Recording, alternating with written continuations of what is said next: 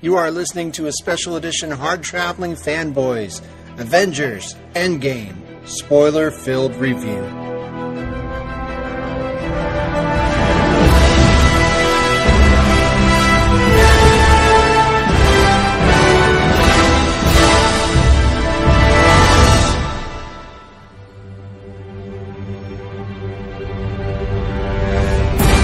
Welcome, Place to Be Nation, to a very special edition of the Hard-Traveling Fanboys. We are gathered here in the L-shaped studio, Vancouver. You know all the rest of the gimmick. And we are here to offer you our review of the biggest movie in the country right now, in the world, in the universe possibly. I can't say that for sure. Highlander Endgame, that's right. As a panelist here brought up before our show, we're going to be talking about one of the great Highlander movies, one of the, certainly a Highlander movie that happened. No, we're actually here to talk about the other Endgame, Avengers Endgame, the #1 movie in the world, breaking all kinds of box office records. We saw it over the weekend, and we are here to offer you our unabashed thoughts on this film as part of Avengers Month right here at the Hard-Traveling Fanboys. But we're not doing it alone, as I referenced a moment ago. We are being joined by a panel of experts and fans here at Place to Be Nation. And, well, I guess before I introduce them, I should introduce my partner, the Brooks to my Dunn? I don't know. I'm still not entirely sure whether that's a compliment or not. Which one was better? Dunn was, I don't know. That's very subjective. I mean, we can agree that both of them were legendary legends in their time. But Nick, how are you on this fine nondescript evening? Oh, I'm okay. I had to cut grass earlier, so my balls are nice and lathered up and sweaty, which makes for the same recording conditions as any other week of HTF. And that's horrifying. All right, so the first guest that I want to introduce this week is a man known far and wide as the Ivory Maw. He is the co-host of Talkin' Pop, the co-host of Talkin' WCW, frequent appearances on Conversation Comics. He is a man about town. Ladies and gentlemen, the legend himself, Tim Capel. Tim, welcome back to the Hard-Traveling Studios. The Ivory Maw. I think I'll take it. I like that. And you know what else I like, Greg? I like you blowing past your own gimmick. You know, the whole from the L-shaped, oh, the hell with it, is what I was thinking with that fine introduction. So, thank you for the laughs. Thank you for having me on. And, we've got a lot to get into here. We do. And not to be outdone is Tim's frequent co-host on Talkin' Pop, Talkin' WCW. She is also the leader of Freak Out Drive. I don't know why I refer to you as a leader of that. That's a very odd terminology to use, but nonetheless, the leader of the Freak Out Drive-In. She is none other than Jennifer Smith. Jennifer, how are you doing on this undisclosed evening? My balls are also nice and lathered, so I'm ready to go. That's interesting information to learn. So just saying. These are revelations right here. Right. Greg almost went into flare giggle there. On that. That's what Wahoo told me with that. But unfortunately, Wahoo could not be with us as he's been dead for 20 years. But even better than Wahoo. I never knew that. Jesus, Rick. You have good news.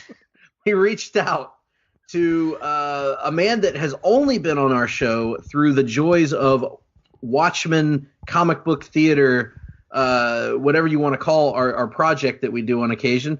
But he is the co-host of 90 to Nothing, not brand new, but a new podcast here, looking at all the great films of the 1990s. He hosts that alongside Russell Sellers. He is my good friend for, the better part of 2 decades now, Mr. Sam Neely. Welcome to the show.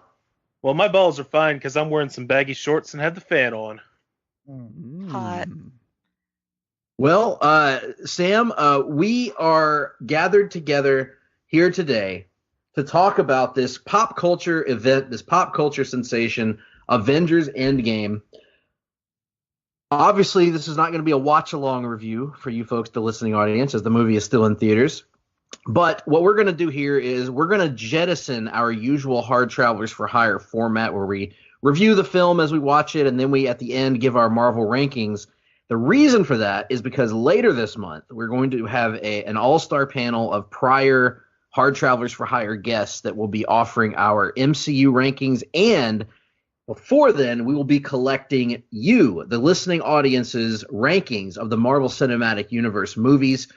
This should give you plenty of time to watch Endgame and put it in your pantheon, and then we will bring those rankings to you at the end of this month in a special giant size edition. So for this purpose, we are strictly talking about Endgame and how we reacted to it. But first, we're going to go around the panel here, and I want to start with you, Sam, because you're never on our show. So I wanted to get your kind of experience with the MCU and tell the folks kind of how you have come into the MCU. Did you come in late? Were you in on the ground floor? I mean, I know the answers to this, obviously, but the audience doesn't. I was in before the ground floor. I remember reading an article in the newspaper, this is how long ago it was, about how, Marvel movies were going to finally start being made, that they were selling rights to the Hulk and X-Men and Spider-Man, and all these movies are going to be made. This is, back in the 90s. And they're saying, and my big, what they were talking about in these articles was CGI is finally to the level, which, CGI is definitely the best thing about Ghost Rider and whatnot. But my first thought was, oh my God, this is great because all these movies are going to come out and then there's going to be a crossover. And I remember, I think I said something to my mom, and my mom just kind of scoffed and said, no, that would be too expensive of a movie to make. Nobody would ever do that. And then that was just kind of my thoughts on it until after, I went and saw Iron Man in the theater, and somebody had told me stay through the credits. I stayed through the credits, and this was 10 years later at this point, but I was like, oh my God, they're finally doing it. They're finally doing it. And then I saw Incredible Hulk like later that summer. And so in 2012, I was living in Huntsville at the time, and I actually bought tickets to drive to Nashville because it was the nearest IMAX theater to finally see Avengers. And my coworkers were asking me, why are you so excited? And I was like, because this is the movie that I was waiting for when I was 16. Like, This is the movie I've been waiting for since then. So that was and since then, it's also been, even the weaker MCU films, I don't care. I've seen most of them in theaters. There were a few times when I didn't have a car or was unemployed, so I couldn't go to the movies. But for the most part, I'm lately just been there opening night every night. I think that's an experience that a lot of us can relate to. If we were fans as a kid, kind of growing up thinking of a movie like The Avengers, a movie like Avengers Endgame in particular. I've told the story on this podcast many times of reading the Infinity Gauntlet when I was, I guess, 7 or 8 years old, and just loving it and thinking to myself, gosh, I would give anything to see a cartoon or a movie of this book, and never thinking it would be possible, in my wildest dreams. And to see with Infinity War and now with Endgame, to see Thanos brought to the big screen, and to see this story that I loved as a kid adapted and changed and, even improved in some ways. And it was an experience for sure. Now, for the rest of the panelists here, Nick and I have kind of talked about our experiences with the MCU because we've been reviewing every movie. Jenny and Tim, we've had you on before, but just kind of give us your headspace going in to Avengers Endgame. Let's start with Tim on this one, because I know you kind of came in to Endgame in a little bit of a different headspace than maybe the rest of us did. Yeah, by the way, if you're looking for the prequel to this podcast, go back in the archives about a year and listen to mine and Jenny and Tim's Infinity War extravaganza. That was the length of which I believe there is an alternate universe where that podcast is still going on a year later. Yes. Much like WrestleMania 32, yes. There you go. And still isn't as long as an episode of Between the Sheets. Whoa! Yeah, so the last time I talked about one of these movies, it was on a podcast that ended up being longer than the movie, as Nick alluded to. And here we have a movie that is even longer than that. So I'm going to try to keep it contained here, but suffice to say, I wasn't the biggest fan in the world of Infinity War for reasons that we don't really need to rehash unless you really like me to. Going into this, like, I would say, like, it did sort of take a little bit of the enthusiasm that I had for this series right out of me. Did it come back? In a way, yes. I think that in the sense that this was a genuine, like, cultural moment that I really just wanted to be in on the ground floor for and be a part of the conversation. And coupled with the curiosity of just how is it going to end? I know it's going to end, and I'm kind of ready for it. And I'm like, yeah, bring it on. So I had that anticipation and kind of that rush, just like a jolt of adrenaline right through me about, I would say, in that 2-week period before Endgame premiered. So it did kind of come back. Going in, I don't know if I was thinking I would like the movie, if that makes sense, but still looking forward to seeing it. So we'll see how that ultimately panned out.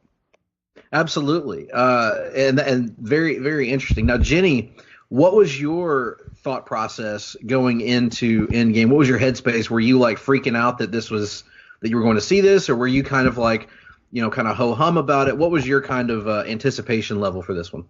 Okay, so I was freaking out about it, and I came from a place of complete and total fear, which ended up being completely true.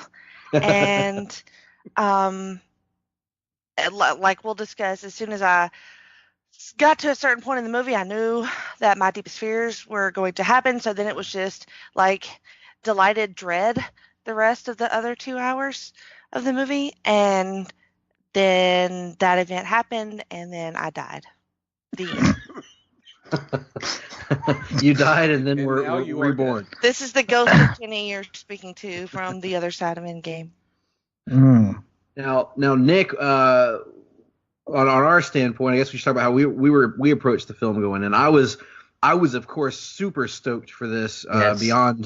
beyond words, because we've talked about my love of Infinity War, in particular due to numerous factors, nostalgia and such. But I think I was almost like kind of like it wouldn't have mattered what they did with this one because I was so pleased with the last one. But as we got closer and the reviews started rolling in, I didn't read any of them. I deliberately tried to avoid trailers. I deliberately tried to avoid reviews and stuff like that. But when I saw the tomato score and the some of the excerpts that were leaking online from critics, I was like, well, okay, all right, they got me now. Now my hype level's from like a 9 out of 10 to like a 28 out of 10. You might even say it was a 5.5 store excitement level, star rather.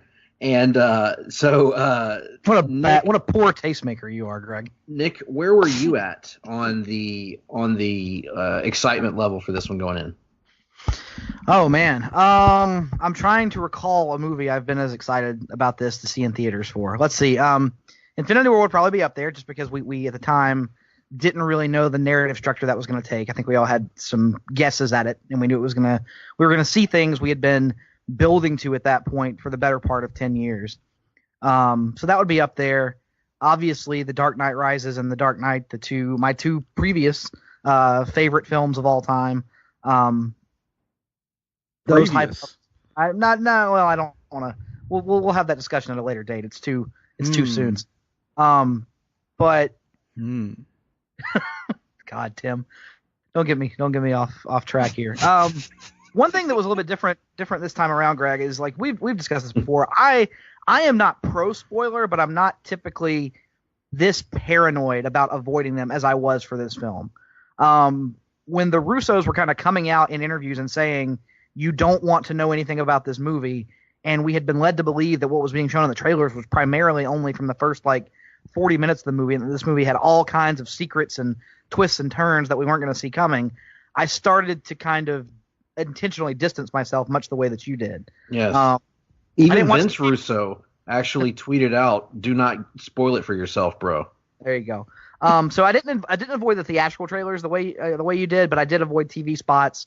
I read a couple of reviews that were spoiler free, and yet somehow by the time I got in there, I had two things spoiled for me before we ever walked into the theater, despite my best effort. So I'm sure we'll talk about those as we go forward. And this is probably a good time to mention, while we're on the topic of spoilers, if you haven't seen this movie, turn the podcast off now. Yes. And I say that even if you are someone who insists that spoilers don't bother you and that you can enjoy something despite spoilers. I genuinely believe you will enjoy this movie more if you don't know where it's going the entire time. So don't listen to this podcast. Stop it now. Burn the podcast if you can find a way to burn it, and then come back and it'll be available in some archive somewhere. So listen to us then, but only after you've seen the movie. So spoiler alert across the board. Let's just dive right in, guys. This movie, of course, picks up after the ending of Infinity War. Thanos snaps. Half of life is wiped out in the known cosmos, and our heroes that are left are in tatters. They're spiritually, emotionally broken. The world is spiritually, emotionally broken, and basically all the bad things in life are happening to them. And they're not happy about, all the things that have happened, and they're intent on getting their revenge on Thanos and fixing things. But damn it just doesn't work. So this whole movie, in many ways, is it's peaks and valleys, right? It's where we start at the low point, we go to a high point, we get to another low point, we go to another high point. The heroes are really run through the ringer here. But with the idea of that word Avengers, avenging things and coming back and getting their moment along the way. So let's just kind of attack this broadly. I don't even know how to structure this. I've only seen the movie once at this point, but I don't want to go plot point by plot point. But let's just get some general thoughts from the gang here. Who wants to start us off? I'll raise my hand. I thought it was really interesting structurally. I mean, you talk about how do we even begin to discuss this film, and right. You don't want to go blow by blow, and I agree with that. But I think what I came away with was most of these movies, you have kind of those big action set pieces that's sort of predictable intervals, right? Mm-hmm. And that was not so with this movie. I mean, you of course have the major climactic final battle, which is pretty much everything that it's purported to be and lives up to in every way. But prior to that, yes, you do have action scenes, but you don't have those major, like, you're not going to walk out of this movie and go, okay, let's rank the action scenes now, like you can with other films. I mean, there's that beat at the beginning when they go off to basically confront Thanos and they chop his head off in the first chop his head off. Minutes of the movie. You can't even say in the first act. It's like in the first 15 minutes. And you're like, whoa, okay, where do we go from here? Yeah, we had people audibly there was a guy like probably 3 rows behind me when I saw it on opening night that audibly said, "What the fuck are we going to do for the next 2.5 hours?" Right? So it's kind of like keeping that downbeat tone, because you think this should be a big triumphant moment, but it's come too early in the film, and it is perhaps for naught. So where are we going to go from here, leading to the kind of extended second act with the time travel? And there's some fun stuff in there, but it's not like you see, again, these major fight scenes, these big action set pieces. So I don't know, from that standpoint, I kind of admired it for how different it was, how much of a departure it felt like from other films in the series. I mean, necessarily so. Look at what we're starting with. Half of all life in the universe has been annihilated, and that's our status quo going in here. And as cornball as it might sound, it's sort of an interesting lesson to teach right out of the gates in this movie, that the Avengers, they go and they avenge, right? They get their moment with Thanos and they kill him, they murder him, and yet their moment of physical revenge, their violent revenge, doesn't actually solve anything. Yeah. Yep. Doesn't make any life any better for them. It just makes things worse. If anything, for Thor in particular, all it does is make him feel worse that he does do this, and it just reminds him of his ultimate failure. And so I think that's kind of a bold thing for a superhero movie to do right out of the gate, saying that, you know, we're conditioned to watch these movies, and okay, Batman's going to kick the Joker's ass now, or Superman's going to defeat. Well, not Superman so much. He usually has to beat real estate schemes in movies. But you know, like, I don't know, some other hero is going to kick the villain's ass. In this movie, they do kick the villain's ass, and it means nothing. Mm-hmm. It has no impact on anything. So I really admired the movie kind of starting out that way. It kind of shows what I saw in how Thor reacted and how they all react in the aftermath of killing Thanos, is that they were essentially being Avengers. They were getting this revenge, and it was anticlimactic, and it just made them feel terrible. Whereas when you get to the end, when they're actually fighting to defend something, the fight has more weight, and the fight actually means something, and it's actually a victory. It's not a Pyrrhic victory. Absolutely. And that may be the first time this year we've had Pyrrhic victory utilized on the show, so I applaud that as well. I don't know how to spell it, so it's a good thing this is a podcast. Jenny, what about you? What did you make of sort of the structure of the movie and throwing us into this immediate revenge situation? Well, I think that we all sort of theorized that there was going to be a time jump, so I'm not going to say I expected it, but I wasn't super surprised by it because we kind of knew that we were going to have – I mean, I wasn't expecting to see Thor cut his head off. Absolutely not. But I knew that there would be some major gap in time. And then I am a super sucker for time travel. So all of that whole part that Tim glossed over – time travel. We're just getting started, dear. Yeah. So that was just like completely delightful, and it kind of so many parts of that act like sort of made up for the sort of wah feeling you got after the like, oh, he's dead, but it doesn't matter. So it kind of made up for it. One moment that we have to talk about early in the film is that we have talked. So full disclosure to the listening audience, we've had a spoiler thread going on Facebook Messenger for a few days now with a bunch of our group of friends that have seen the movie. And one of the things, you will not be allowed in if you ask. No, as a listener. Damn. Well, but yes, that's true. So the moment that kind of a lot of us mentioned in that group was the delay of the announcement of the time jump, right? So we get back to Earth, and then we see 5, and then there's a beat, and then years later we jump forward 5 years after this big climactic moment with Thanos. What did you guys make of that? And Nick, you can feel free to chime in as well. That was such a like depressing moment in a movie, but also that giving it that emotional weight, giving it that you talk a lot, Nick, about stakes in movies, and this is seeing the ultimate ramifications of what if the good guys lose. Mm-hmm. And I thought it was an amazing choice to make for them to jump 5 years in the future.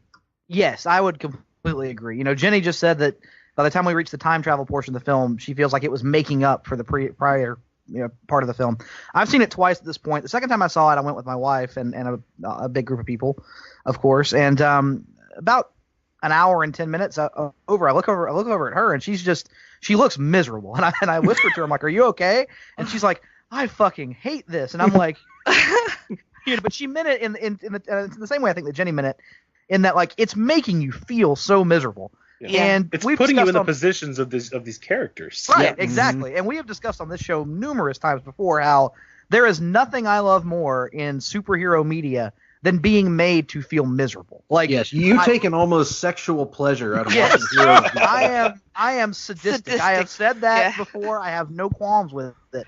I want to see our heroes brutally beaten and emotionally tortured as often as possible. You're the kind of guy that would like to see another respected veteran in your industry be betrayed by his best friend. You'd come out on the stage and you'd tell him that he was taking it easy on him and to open him up. That's right. Because to me, like, as much as I love seeing our heroes triumph, I love seeing them triumph even more when they've been dragged down to their absolute low point. When it looks like things can't get any worse, and yet they somehow possibly do, and yet they retain the essence of what makes these characters great. Agreed. It's a criticism I've had at times in the MCU where I feel like they go too often for the joke at the expense of emotional weight and stakes, as you said. Thor Ragnarok obviously being the most notable example that we've debated on this show of that. And here in this film, I loved so much that they didn't do that. Yes, there was humor. I'm not saying you can, I've never said once you can't have humor at all. There was humor at times in this movie, but you got the impression that each of these characters felt this loss and were having to own this loss. And the 5 years thing is just a wonderful, wonderful mechanism to help to illustrate how far these characters have fallen. I mean, when we catch up with Black Widow after the time jump, you can see that her confidence, which has never been shaken in the entire MCU, is virtually non-existent. Captain America is trying to give the traditional, motivational Captain America speech, and you can tell his heart isn't in it. Mm-hmm. He's going to grief counseling, and he's basically lying through his teeth to these people because he later admits that he himself has not gotten over what happened. Right. Thor, of course. Yes, Fat Thor. Thor is a character who has been driven by confidence and ego and pride so much in these movies, and he has completely let himself go. He has let his go. Ego was shattered. His ego was destroyed. Yes, his ego and confidence were destroyed by the events of this movie, and I'm assuming you could make the argument that Ragnarok as well, being immediately before it. He has lost everything, and finally, he is being allowed to feel that loss, which was a big thank you from this Thor fan to the Russos, who I wish would make Thor movies from now on instead of Taika Waititi. Clint Barton has become a Punisher-like figure who. Yeah, I know you don't want to go beat by we didn't even. We got. I know we don't want to. Yeah, we have to talk about the opening of this film, the Hawkeye scene. That's one thing that I had spoiled for me, Greg, is that there was a review that purported to be spoiler-free. One of the 3 reviews I read, the Time review of this movie says in the first 4 paragraphs that we open at Hawkeye's farm with his family being dusted. Oh, great. Oh my God. Spoiler-free review. So I was like, oh God. I mean, we all assumed after we had seen the Ronin bit in the trailer that clearly something terrible had happened to Hawkeye, and we kind of guessed that his family had been dusted or whatever. But the second time I saw it, that's another thing we should probably track throughout this. Time magazine can go to hell.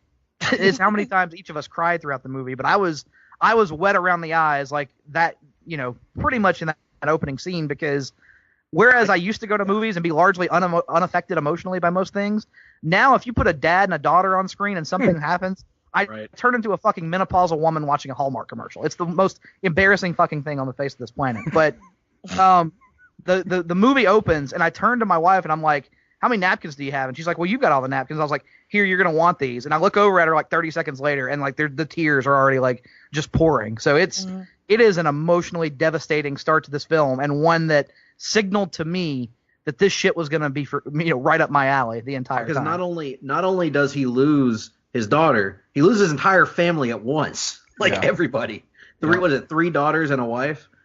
2 sons, a daughter, and a wife. Yeah. So I mean, it's about as impactful as you can get, and it certainly goes a long way to pretty much making him their version of the Punisher.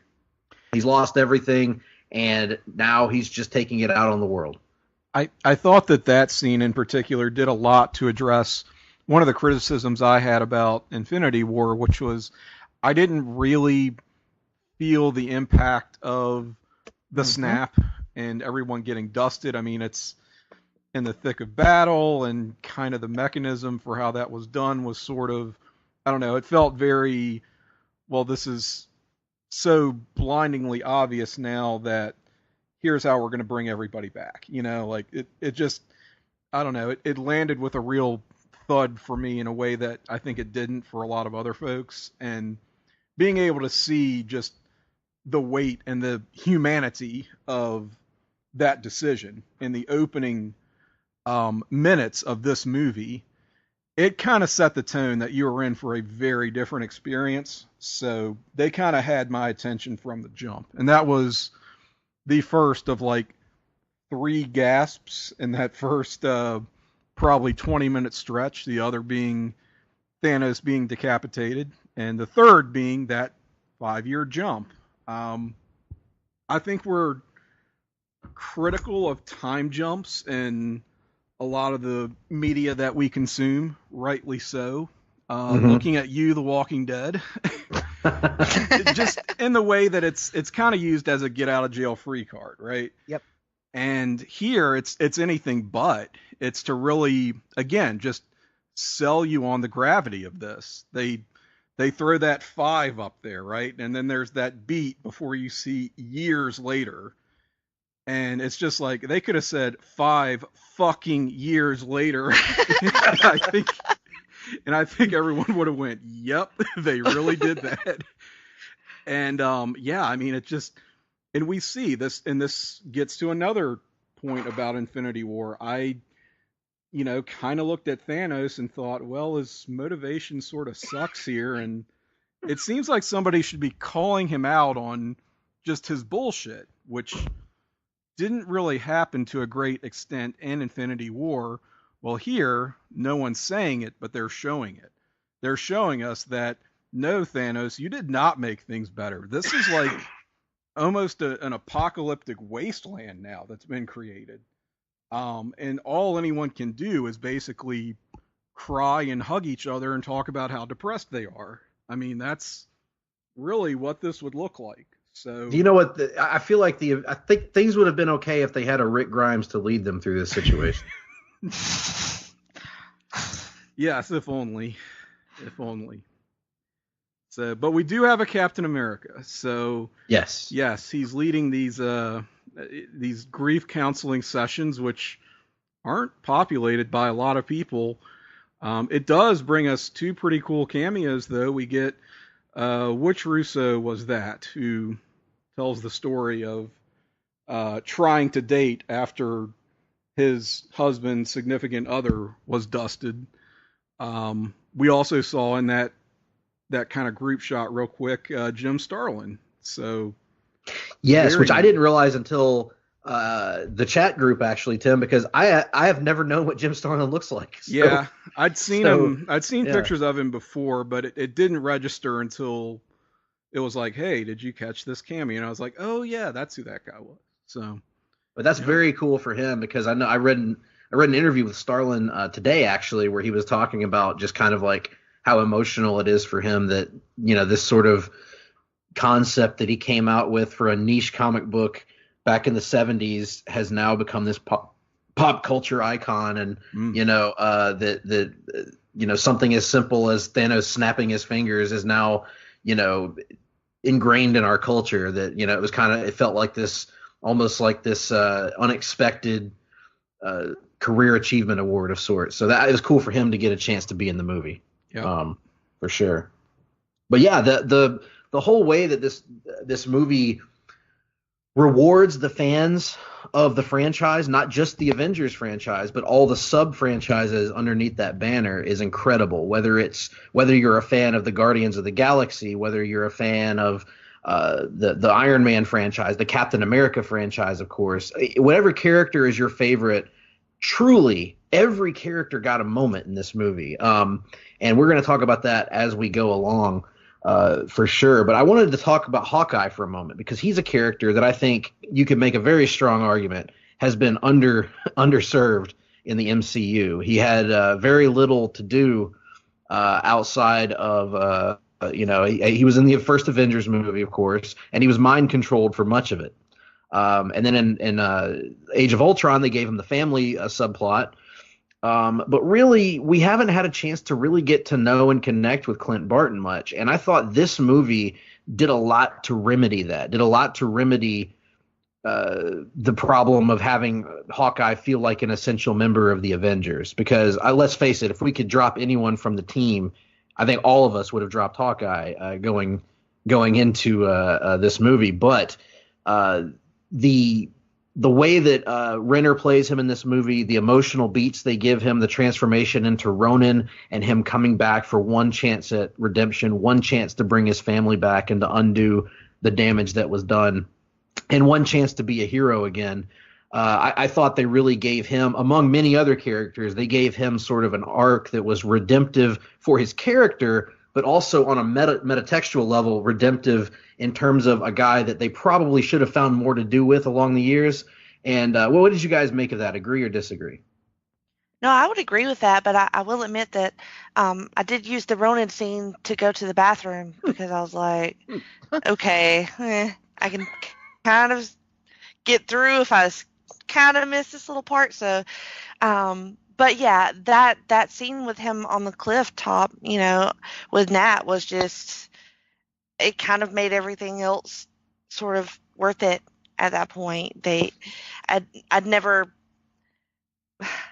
expected to be that and that place with him, and him wanting to trade places with her so badly, and wanting to, knowing the things that he had done, and needing to be able to make up for it.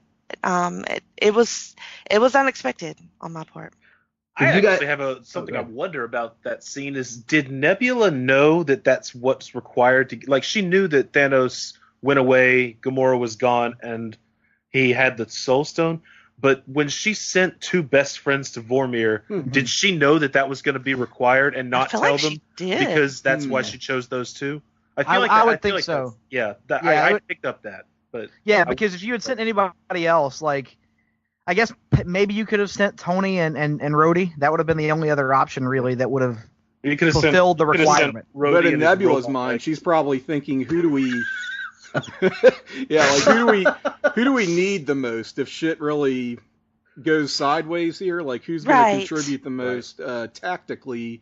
Probably not Black Widow and the guy with the sword, but they do have a relationship. So let's go have one of them, not come back from this. I even said that to the girl that I went to the movie with. I'm like, why they send the two, like, not lamest, but like the humans, to the death planet. With death itself, that was like, okay. And I think that makes sense. And you would think to yourself, gosh, what a bitch move by Nebula, but not really. No, not really. She's a strategist. Yeah, I'd never thought of that strategically. I love that interpretation. Yeah, the scene before I get to that though, I just want to speak out in defense of the Ronin scene because you guys know my genre interest. Oh, it was awesome. There ain't no way I'm skipping out on a sword fight in Japan. So. Yeah, I had to be strategic with those bathroom breaks. So. Yes. Now, I made it through my first viewing without a break. I was kind of proud. I did too. Yeah, me too. I had one break my second viewing and none my first time. Now, granted, I paid for it because the drink that I got tasted like complete doo-doo shit, to quote our friend Tim, by the time the movie ended. So I went over to take my sip, and I was like, well, finally, I reward myself. And I took a sip, and, well, not good. Same exact experience, Greg, because, like, you try to make the right choice and get, like, the Coke Zero. And Coke Zero, it tastes fine when it's cold, but warm Coke Zero is just the worst thing on the face of the planet. It was awful. It tastes like someone took a crap or a dump in your cup. Cup. But yeah, that wasn't good. But other than that, I managed to make it through without a break as well because I didn't drink anything. And the Avengers 10 did not have as much popcorn in it as we expected, so that didn't play a factor either. So second time I ran to the bathroom when Nat and Clint get to Vormir finally, and Vormir pops up on the screen. Like, I knew they were going to be climbing the mountain for a little bit and then talking to the Red Skull. And then I could probably run to the bathroom, piss, and be back before the fight, the little battle between the two of them on top of the cliff started. And yes, that's exactly what happened. I came back like as they were discussing who was going to go over. So that I felt like that was a well-timed bathroom break on my part. Yeah, it was. The arc for Hawkeye was so great because in that moment, and I can't remember who pointed it out to me, that is the inverse of how Thanos handled that exact same situation. Yeah. Right. Thanos. Okay, yes, he was very sad by throwing Gamora in there, but was he really, though?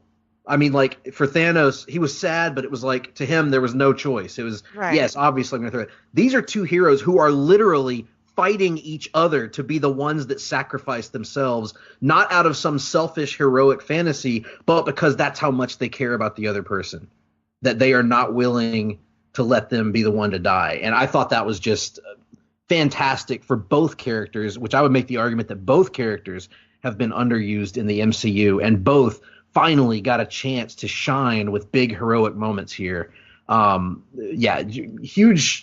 Huge arc for both of these characters, because Nat is another character that I've been very public on this show about saying they should have done a Black Widow movie years ago. Oh yeah. And it's kind of embarrassing that they didn't, but they are writing it with one next year. And I thought in this movie, her journey was so, to see how broken she is at the beginning and to see her go out on top, and to see her and Clint kind of battle each other to get that moment. And then for her to get that heroic moment, the movie did a lot to redeem so many characters. And I'm going to talk about another one in a little bit, but yeah. So what were your guys' thoughts on Nat and Clint in this movie? And in particular, that scene on Vormir that we seem to be going back to, because I know, Nick, you said that, or actually Danielle told us both that that scene was the one that broke her more than any other. Yeah, I mean, I was trying to look at the movie from like a, from a self-contained storytelling standpoint. So when they open the movie with Clint and his family, and you kind of know that he's on this journey to get his family back, once they get to Vormir, and knowing what I knew about the way that was going to work from Infinity War, I was like, Nat's going over the edge of this cliff. I couldn't see any other way they would open the movie with Hawkeye losing his family if they weren't going to give you that reunion by the end. So I thought it was a good little fight scene, but I guess I wasn't as on the edge of my seat even the first time I saw it as maybe you guys were, because I was just kind of expecting it to be Nat from the jump. And see, I thought they might do the angle of Clint dying is how he gets his reunion. Where he's like, I get to be with my family. Well, it would be very short in that case. Yeah. They're brought back at the end with that. Well, assuming they all ended up in the same place. Yeah, we get a shot of them in heaven. Clint's reunited with him, and then they get dusted away from heaven back to Earth, looking up at them. Do they go? Well, do they go to the traditional afterlife, or do they actually go into the Soul Stone? Because that's a good Gamora question, was in the Soul Stone. Yeah, and then later on, Peter references that he and Doctor Strange have been talking to each other just moments before, and that they, so there's somewhere where all these people. And that was interesting because that we got a glimpse of what I assume was the Soul World at the end of Infinity War, with Thanos talking to child Gamora. Yeah, but because it was orange, which is the color of the Soul Stone. Right, and at no point did we see that in Endgame, which was kind of interesting. Well, in Endgame, they came from where they were, and so the impression I got from what Peter was saying was that he woke up back on the planet. Right, that's how I interpreted it What as if well. you were in an airplane when you got dusted? Well, that's because Are somebody people, was because raining that from helicopter in the post credit scene of Infinity War, that helicopter crashed into the building. Did the pilot reappear in the middle of the sky? Right. Yeah. Are people raining from the skies now? Yes, my headcanon. Yes, that's exactly. Did anybody read the? If you're driving, I mean, shit. Tim, you might be the only one. I mean, Nick, you might have read. I can't remember. Did any of you read the comic book 52? DC comic. A little bit, yeah. A little bit. There's a scene. So one of the subplots in there is that Lex Luthor creates this drug that can give people superpowers. Mm-hmm. So all these people, of course, over the course of several months, show up to get these superpowers, and almost everybody wants flight. So randomly, I remember this. He hits the button to turn off the powers, and all these people just fall to their doom. They just plummet. Yeah. Oh, That's gosh. exactly how that I forgot happened. about that. I had picture Endgame, the same thing. Yeah, right. You kind of have to. I had a terrible thought after Nat made the sacrifice that I don't think is really being intellectually honest, but I have to say it was the first thing that popped into my head, which was, gosh, these movies kind of like throwing women off of cliffs. And then I was like, let's not do that. Let's not go there just this once, because Call it cliffing instead of fridging. yeah, and I have to be honest, I don't really think that's what this was. No. I think a lot of that is just, I wish it had been him and not her. I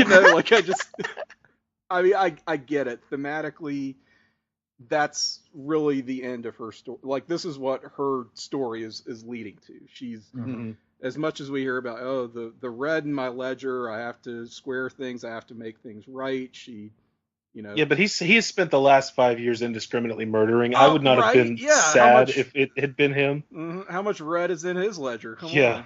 So, yeah, I mean, I get what they're going for, and I do think they earned it. I don't know. There's a part of me that just thinks anyone that complains about the lack of Hawkeye's utilization in these movies, in movies that feature Thor, the Hulk, Iron Man, and Captain America, can kind of go straight to hell. Thanks, Tim. These movies have done fine by him. Perish forbid, but these movies have done fine by him. Shut the fuck up. Tim with the hottest of takes. I mean, really, though, you're going to complain, oh, Hawkeye didn't get it. Come on. I was more concerned about Black Widow's lack of utilization, for the record. Yeah. No, that wasn't directed at you, and I knew you were referring more to her than him. You just felt like you had to say it. Nick actually used Hawkeye as a counter to me earlier today when I said that Black Widow was underutilized in the MCU. He said, look at Hawkeye. And I was like, well. Yesterday. No, that was today. No, it was yesterday, yeah. We didn't do the time honored. I also don't love this version of Hawkeye where he's, kind of the company man, kind of the family man. Doesn't really feel as much like Hawkeye as the other characters really do feel like they capture their comic counterparts. So there's some of that in there too, because I love comics Hawkeye, don't get me wrong.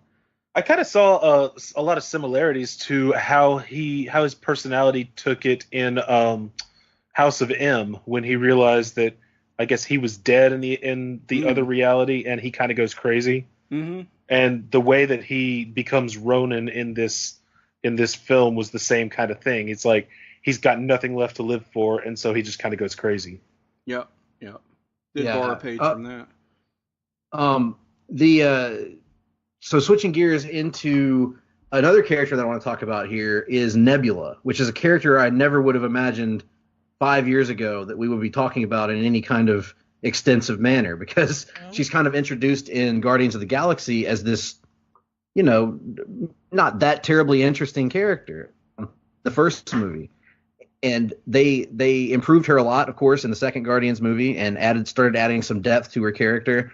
And then of course in Infinity War she plays a role as well. But I thought she was really one of the stars of this movie, and another character that was kind of under the radar. That when you look at this character Nebula by the end of this movie, maybe she's gone through the most growth of anybody over the course of this MCU. She's gone from this character who was a blindly loyal killer for Thanos to not only helping her sister out, but rebelling against her father and actively seeking to help these strangers on Earth who she would have never cared about before, to overcome Thanos, to overcome her dad, and to overcome her past self, and also to save her sister from that fate of being just like her. I was really touched by pretty much all the Nebula scenes in this movie. The stuff with her and Tony at the beginning, where she and Tony are bonding, and she's helping Tony as he's seemingly about to die. And then, of course, all of the sacrifices she makes by the end of the movie, even trying to when she's trying to talk her old self out of helping Thanos, the humanity that she's gained, even though she's so much robotic and everything. I don't know, that subplot really connected with me in a way that I don't think I was fully prepared for. Agreed, and so much credit to Karen Gillan. I mean, she... Yep. Considering how she looks, she brings just this crazy depth to this character, and so much that you like when you know future or present day Nebula, and then you have to see her interact with past Nebula, how much you hate past Nebula, and it's just totally amazing. And I've always been a fan of Karen Gillan, but like this, I think, was just next level for her, and it makes me super excited that she brought all of that emotion to such, like you said, robotic character, and kind of low key stole several scenes for me. I really liked her poignant scene with Rhodey right after they got the Power Stone, when she just kind of is, because you've never seen her self-conscious about what Thanos has made her into, and all of a sudden she is for just this moment, and she says, I wasn't always like this. And of course Rhodey can't walk without the suit, and so he's like, neither of us was I, but we work with what we've got. Like they kind of connect on that. I would say that I just believe Nebula's pain a lot more than I do for other characters, and I think that is a credit to Karen Gillan's performance. She just really, really goes for it, despite, as you said, all the CGI and makeup and practical whatever going on there. There's still just such a humanity. And yeah, that scene between current/future Nebula and her past self, she of all people knows the desperation that this person is going through, the lengths that they will go to, because she was that person. And she can put herself in that same mindset. And we see just the miles of growth that have taken place over the course of just a few movies, really. And that was one that I was really looking forward to, what kind of arc she was going to have in this film, since she was one of the few survivors, just sort of on the Guardians side of things. And I just recently watched both Guardian movies back to back, like right before this. And it was like, yeah, that's right, Nebula's still around. What's gonna happen with that? And of course, you're wondering as well, from the Infinity Gauntlet comic, she plays a very different role there, but still pretty prominent. And is that going to play out in some form or fashion? So she was definitely one like you wanted to keep your eye on throughout the movie. And then having the courage to do what she does to her own self at the end, it's just, that level of like, okay, this is enough, and like really doing everything she could. I would have liked if maybe she had exploited that kind of digital link that she had with her past self, and like used that to her advantage in that kill. I mean, we didn't lose anything for that not happening, but sure. I was thinking about it after the fact, and I was like, that would have been a cool little payoff. But there was plenty that they fit in, so there's no way they could have fit everything in. Even I think movie. Well, Tim mentioned the previous two Guardians movies, and I think back to, I think it was in the second movie. There's a moment when she's arguing with Gamora, and she says, "I wanted a sister." And that was kind of the moment that character turned for me. And I was like, I get it now. Like that, suddenly I viewed the character in a whole new light. And that really comes to fruition here. The scene with Rhodey, the scene with her past self, where she has to make that decision. Because in that moment, it was not a hesitation. She doesn't hesitate to save her sister. And I think that we also see a great, I'm interested to rewatch the movie to see if this plays out the way that I remember it playing out. But like, this is a character for many years, for most of her life, has been defined by trying to appease her father, to earn Thanos' approval. And in his last moments, right before Thor cuts his head off, what does he say to her? He says, "Perhaps I've judged you harshly, daughter. Thank you," because she says he wasn't a liar. And I think that was a moment for her that was almost the final nail, that moment of approval from him ultimately meant nothing to her. Right? Yeah. And I think that was a very key moment that maybe a lot of us, including myself, overlooked at the time. But as I look back on it, how I remember that playing out is kind of that's a moment for her that from that point on, she's a totally different person, and she's now put that part of her past behind her. There's a really good Lindsay Ellis video on YouTube that talks about how Guardians 2 is kind of a display of different abuse dynamics and how they affect your relationships with your siblings and with your parents, and it delves pretty deep into the Nebula Gamora relationship, and I would recommend watching that. It really gives you a lot of insight into Nebula's character too. You're gonna have to give that a watch for sure. because that's a dynamic that really spoke to me in the second Guardians movie, even in Infinity War. So looking forward to that. And then we've been talking about all the ancillary characters. Let's talk about the main eventers for a moment here. We mentioned Thor very briefly, going through his Fat Thor phase. Thor. We need to talk about Fat Thor, I think. How much do we love Fat Thor? I love, as an Atlanta resident, that he was drinking a Creature Comforts beer. There you go. Fat Thor. He's reached his Fat Thor phase. He's moved into his equivalent of Graceland. He's one step away from dying on the toilet. First of all, credit to whoever did the fat makeup on Thor to make him look fat. I'm sure Hemsworth didn't actually get fat for the movie, but enjoying the rest of us. But the makeup they put on him looked phenomenal. It looked great. It was a hilarious visual from the get-go, and everything from stuff getting stuck in his beard, which was great. Yeah, I thought that the grimy beard completed the ensemble more than did. Yes. Well, yeah, go ahead. I think I said it in our spoiler chat, but talk about ballsy moves. You have Chris Hemsworth, one of the most beautiful human beings on the planet, and it's not a situation where all of a sudden he's let himself go, he's gotten old, he's, just naturally gotten kind of pudgy here. No, he's still Chris Hemsworth.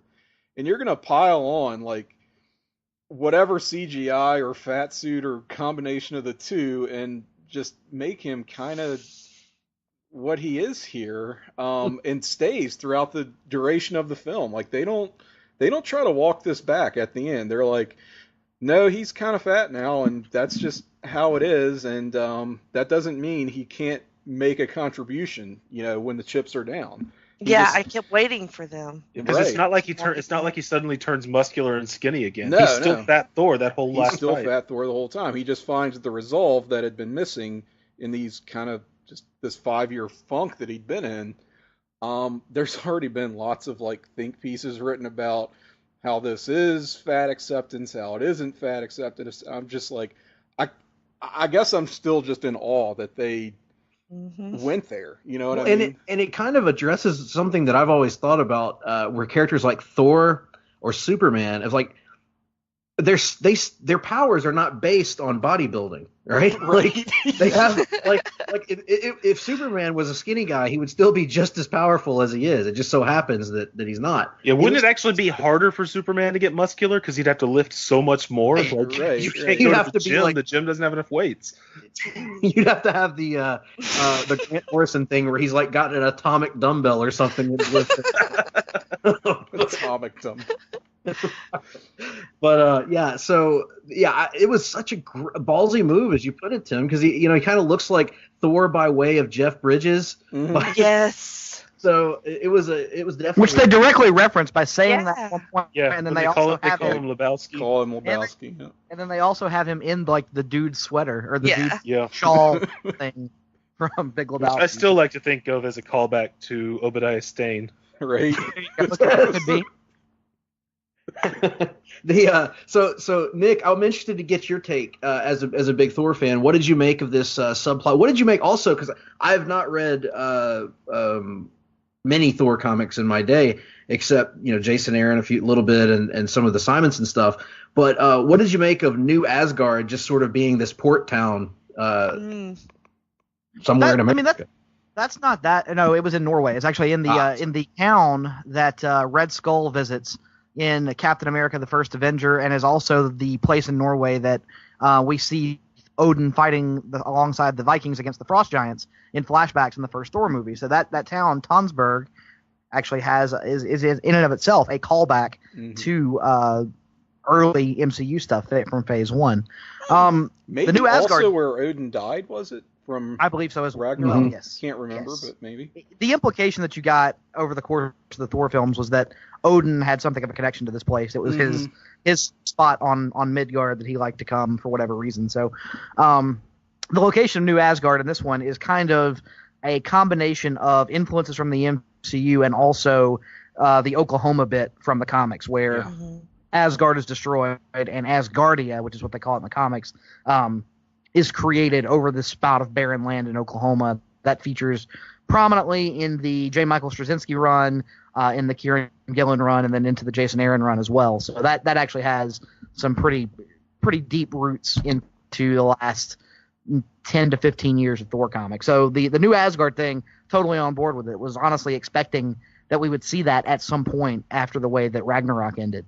As far as Fat Thor goes, I mean, I figure you probably are waiting for me to complain about it, given the fact that they used it for comedy at times. But the thing, I wasn't upset because they used it for comedy, because they clearly made it known that he was acting this way as a defense mechanism, as a coping mechanism, because he was unable to deal with the fact that, like I said earlier, his pride and his ego had been crippled for the first time in his life.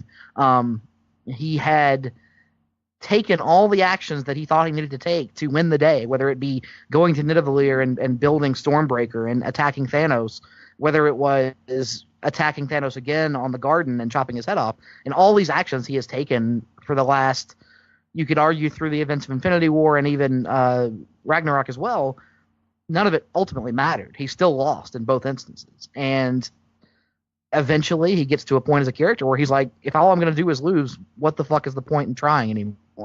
And he gives up, and he's broken as a character. So Fat Thor's fine with me, because then after we see him broken, we get to see him regain a sense of who he was, and so we get to see him go through the valley and come back out on the other side of the one of the many stand up and cheer huge pop moments in the theater when we watched it the other night was when Thor gets both Mjolnir and Stormbreaker at the same time, Lord, and the lightning flows through him. That was such a badass moment.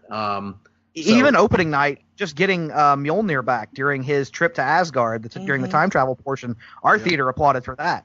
I know I certainly did, because I have made my thoughts clear on many of the narrative decisions that were made in Ragnarok, and that's certainly one I wish that had never happened. So getting to see him hold Mjolnir again was a cool moment for me personally.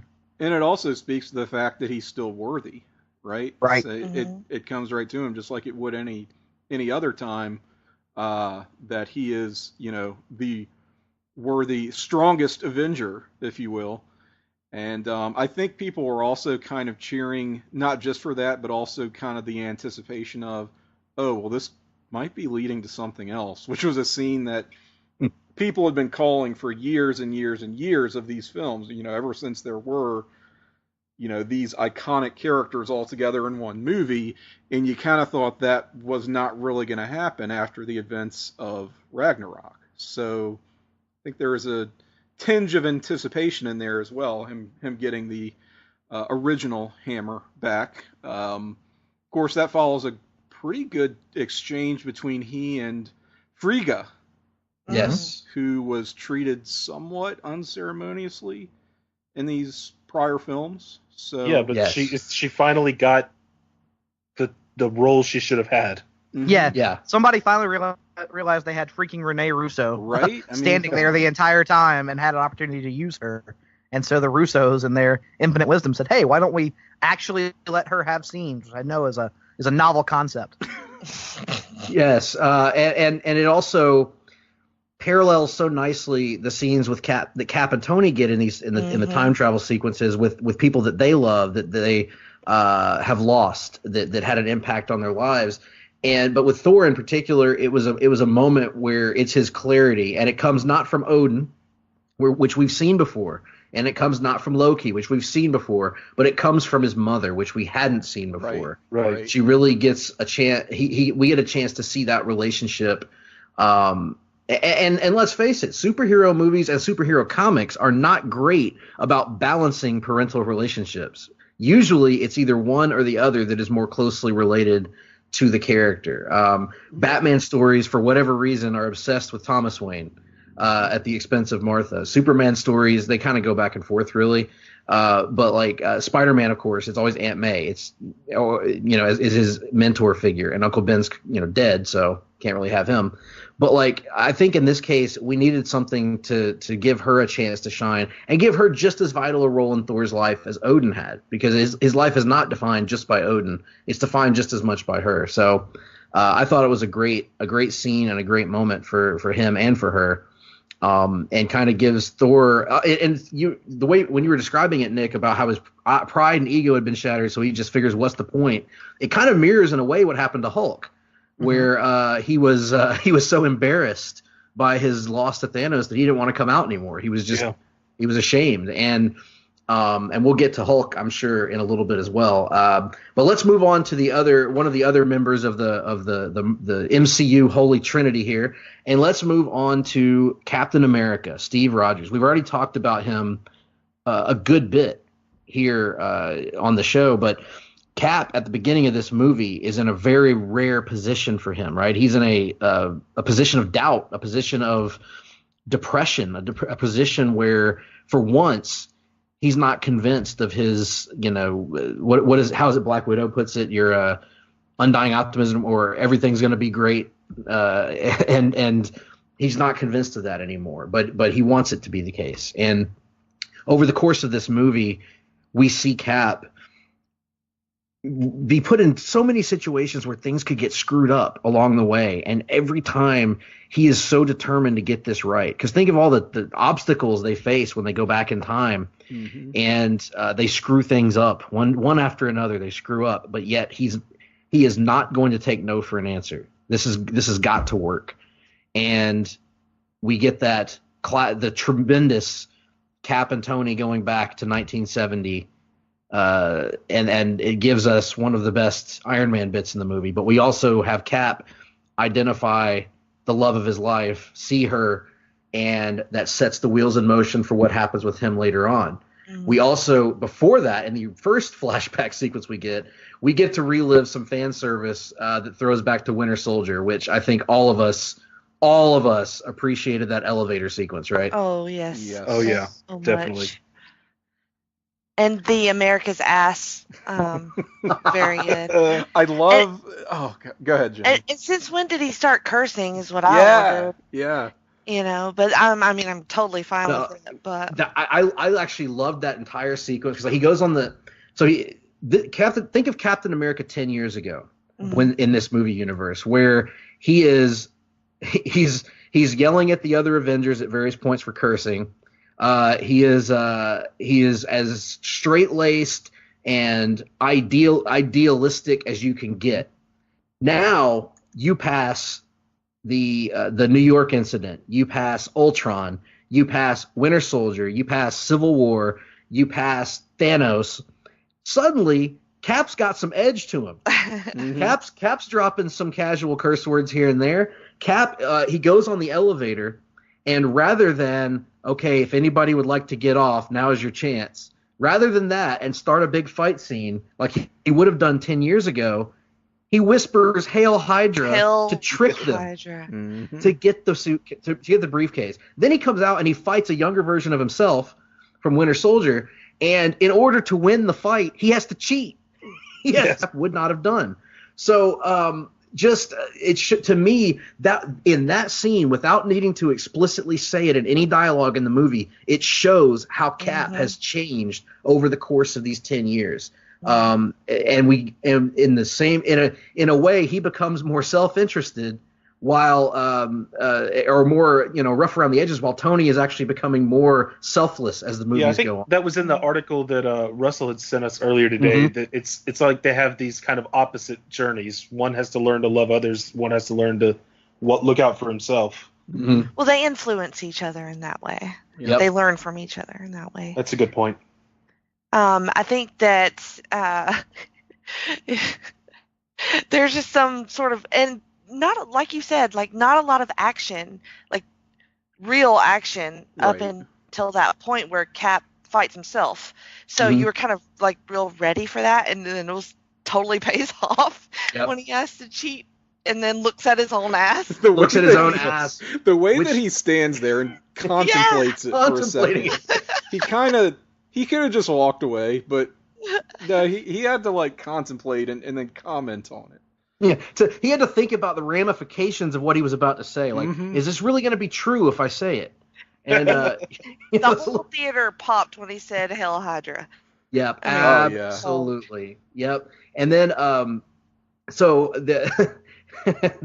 So we get this incredible arc for Cap where he comes out the other side, and then the big fight happens and things are not going well. It looks like everything was taken care of, but damn it, here comes Thanos from the past of all things with his entire army at his beck and call, and he's coming to get the Infinity Gauntlet and to do everything anyway that they just thought that they stopped him from doing. And Cap and Tony and Thor have this knockdown, drag-out scene where they're fighting Thanos for the fate of the universe, and he gets knocked down, and then that moment that you referenced, Tim, Thor's in trouble. Thanos has Stormbreaker in his hands. He's driving it into Thor's chest, and then here comes Mjolnir, but it doesn't go to Thor. It goes to Cap. And then, just as important as that moment, which was the biggest stand-up and applaud moment in the movie, that was such an enormous pop. The decibel meter was broken on that one. But as if that weren't enough, Thor's reaction to it was pitch perfect. Because he's not mad, he's not angry, he's not jealous. Again, that thing that we just talked about, 10 years of growth. Whereas in Age of Ultron, Thor acts like he's almost upset that Cap sort of moves the hammer. Here, he is excited. He is so happy, and he's like, I knew it. He is delighted that Cap has the hammer. And Cap doesn't just have the hammer. Cap wrecks Thanos' shit with that hammer. Yeah, He knows how he to does. use that hammer. Like, I love the fact that he throws his shield and then throws the hammer at the shield to cause a shockwave from behind him. Oh, that was so beautiful. He's calling down lightning. He's doing it all. He's doing it all with that thing. Honestly, that whole scene, like, I don't think that because I've seen it in the theater twice now, and I don't think seeing it is amazing, but also seeing it in the theater does it so much more justice because you can the cheering and the clapping. Like, I've actually been watching YouTube videos of people in the theater reacting to that scene. It's phenomenal. Just talking about it, guys. The hair, Me too. The hair is standing up on my arm. Yes. I used to, you know what? I used to make fun of people who clapped at movies in the theater. I stood up and clapped so goddamn hard. And that's certainly was not alone, but I am one of those. It was that people Rock now. gif from the UFC where he's just clapping and chewing the gum. Yes, I am one of those people officially. I am all of us. I had so many moments that were like just huge pop moments for me where I was like clapping and cheering and yelling, but that was the one. That was like mind-blowing moment for a comic book kid to see on the big screen. And I'm not even a Cap guy. I didn't grow up as a Cap guy. Like, I didn't read Captain America comics, but that's how great these movies have been, that they have made me a Captain America fan, and they brought me back to my childhood of wanting to see that moment happen on the big screen and to see it. I said this after Infinity War, it made me 7 years old again, and in the best possible way. It was you cannot direct an action sequence any better than that. We also get the line at long last. We finally get the line from Cap, and it was kind of understated. I like the way that they did it. It's not this, this booming Avengers assemble. He just, it's sort of like, okay, I'm gonna go ahead and say it now. I don't have to, but I'm gonna say it. I just want to. Yeah. It's like you can't do it and not say it, because at that point, everybody had come back, and these portals are opening all around Thanos and his forces, and they're surrounded. It's like you could just go at him, but nah, I'm gonna say the line. And as great as all those moments were for Cap, maybe the most definitive Cap moment was not even the hammer moment, not even Avengers Assemble, but it might have been Thanos. He's knocked out Tony, he's knocked out Thor. Cap's shield is broken, and the hope is lost. He looks up in the sky. The sky is dark. Let's not forget, all that discussion about the Mjolnir moment. Cap wrecks Thanos' shit with Mjolnir for a minute, and then Thanos gets the upper hand and beats the hell out of him, and it looks like nothing. Not even Cap lifting Mjolnir, not even that improbable series of circumstances is going to be enough to win the day. That's the point where it really looks like all is lost. And like Greg is saying, Cap is standing there. Yeah, he's got Mjolnir, but he's got a broken shield that nothing is left. He's been beaten half to hell. He's probably close to dead on his feet, and yet he's standing there anyway, trying to take his last stand. He's actually laying on the ground at one point, and he digs what's left of his shield into the ground, and he picks himself up, and he walks toward Thanos, who he has no chance of winning against. Yep. Like, that is superheroics. That is superhero comics 101. And that shot of just Cap on the left and the entire army on the right. Yeah, as big a moment as Cap lifting Mjolnir was for me, I think the moment of the returns was probably bigger emotionally, because we all knew they were coming back in this movie, and so you had to be at least a little concerned that it might ring hollow just because of the inevitability of it all. But we had probably been separated from the Hulk snap at that point at least like 20 minutes, I would think. Oh yeah. And so you had almost kind of not forgotten, but you would, initially you're like, oh, where is everybody? And when they're not there initially, you're waiting and you're waiting and you're waiting. And then of all of the characters, to have the first one be the return, to have it be Sam Wilson with the on your left bit as he pops out. What an awesome moment. Great callback. And it just it gets you, it gets the senses tingling. That hair, the goosebumps that Greg was talking about earlier, that's when they started to go for me, because then you get Black Panther coming back through, and Doctor Strange, and the Guardians. Valkyrie on her horse. Her horse. Oh, that was amazing.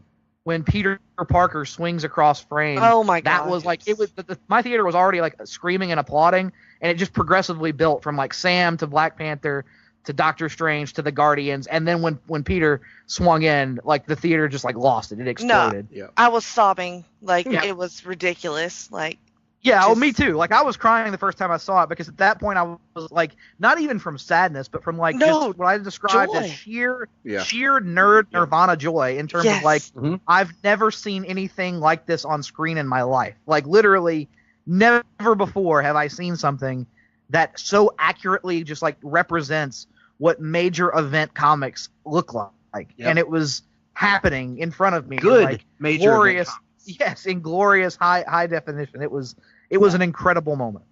Truly. And let's stick. I want to stick a pin in Cap for now, and we'll come back to him in a few minutes, because I kind of want to tie his ultimate fate together with another character's ultimate fate.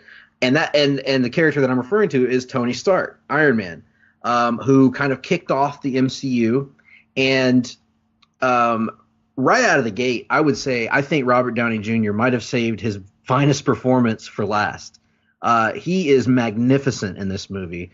From when we see him at the beginning of the movie, and he's accepted his death, and he arrives on Earth, and he might be more broken than anybody, right? He's to the point where he just says, "Fuck it, I'm done. I'm finished. I don't want anything to do with any of this. We lost. It's over. I'm moving on." And he moves on, and he has a family. He and Pepper settle down, and they have a kid. And we meet Tony and his kid. And from the minute that we saw that he had a daughter, I said, "Oh no." I said, "They're gonna do it." And there's that moment. Tony rejects the Avengers when they come to try to get his help to learn the secrets of time travel.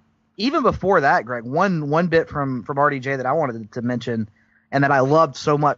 It would have been so easy for them to have Tony come back from space and have the shared mutual loss that they all experienced be used to wordlessly brush aside all of the past conflict between he and Cap, to essentially have them put let bygones be bygones, and the conflict that we saw in Civil War essentially be considered ended. But no, Tony gets off of the ship, and then once he gets inside and is kind of sitting there and had a moment to reflect on things, he lets Cap have it. And for someone who has always kind of viewed both Civil War the comic and Civil War the movie through a decidedly pro-registration standpoint, everything he said was right. Tony made these arguments years ago, and Cap said, "Oh, we'll lose together." Well, what was the point of that? What was the utility in having to lose in the first place?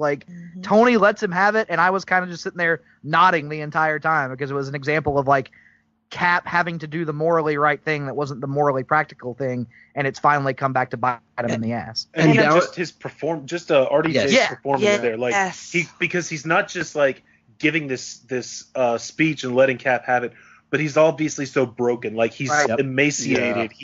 He's looks like Death. like he's about to collapse, which he does collapse. But yeah, he looks like death, and Yeah, he looks like he's going cold turkey or something. yeah, Like I he thought almost that looked scene a was little bit like Stan Lee, like almost a little bit, like with the specific glasses he was wearing and his hair. yeah. I thought that there was a little bit of a Stan Lee vibe to him there. But I thought that scene was maybe the best acting in this entire series of movies.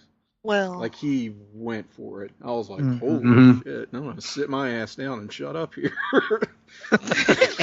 and there's that moment where like we meet his daughter and he rejects the Avengers when they come to ask for his help, and we come back to Tony and he's sitting there and he's trying everything in his power not to figure this out while figuring it out.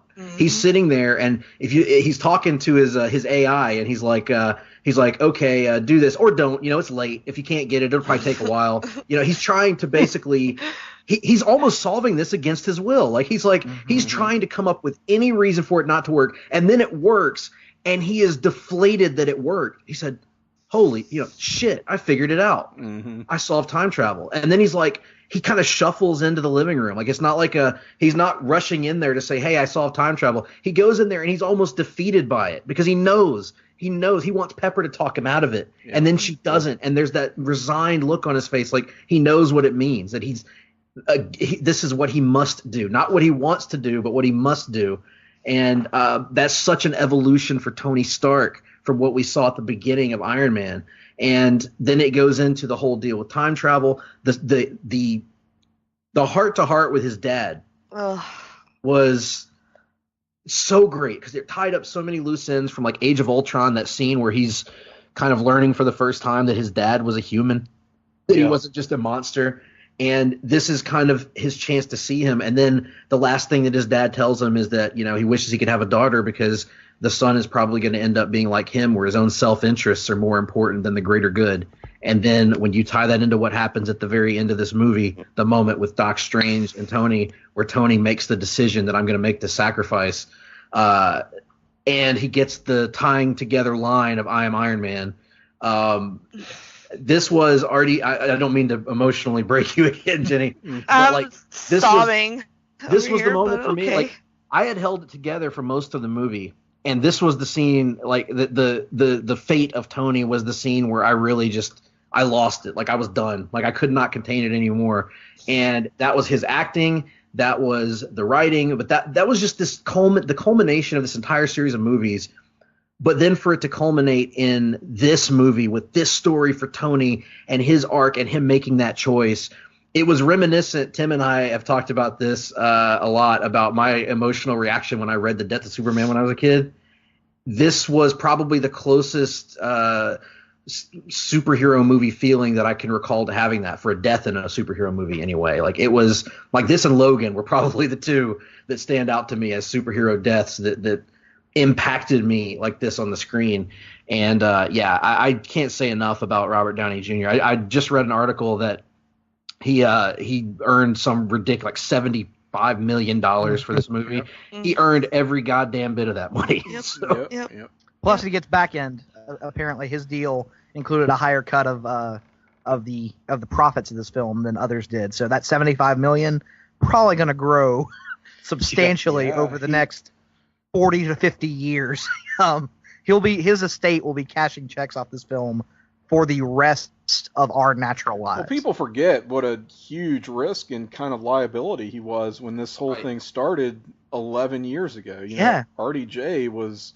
He was a punchline. Yeah, he was a punchline. He was kind of a Hollywood punchline, and this was going to hopefully maybe be his big comeback, but nobody knew what Iron Man was going to do as a movie, and he did not get paid. Greg and I used to have like pretty heated arguments about the concept of an Iron Man movie. Mm-hmm. The Iron Man movie that they seem to be making. And I could tell you, like, at the time, kind of similar to Sam, I'd been following the development, and I thought it was going to be good, but I didn't think it'd be the hit that it was, you know? Right.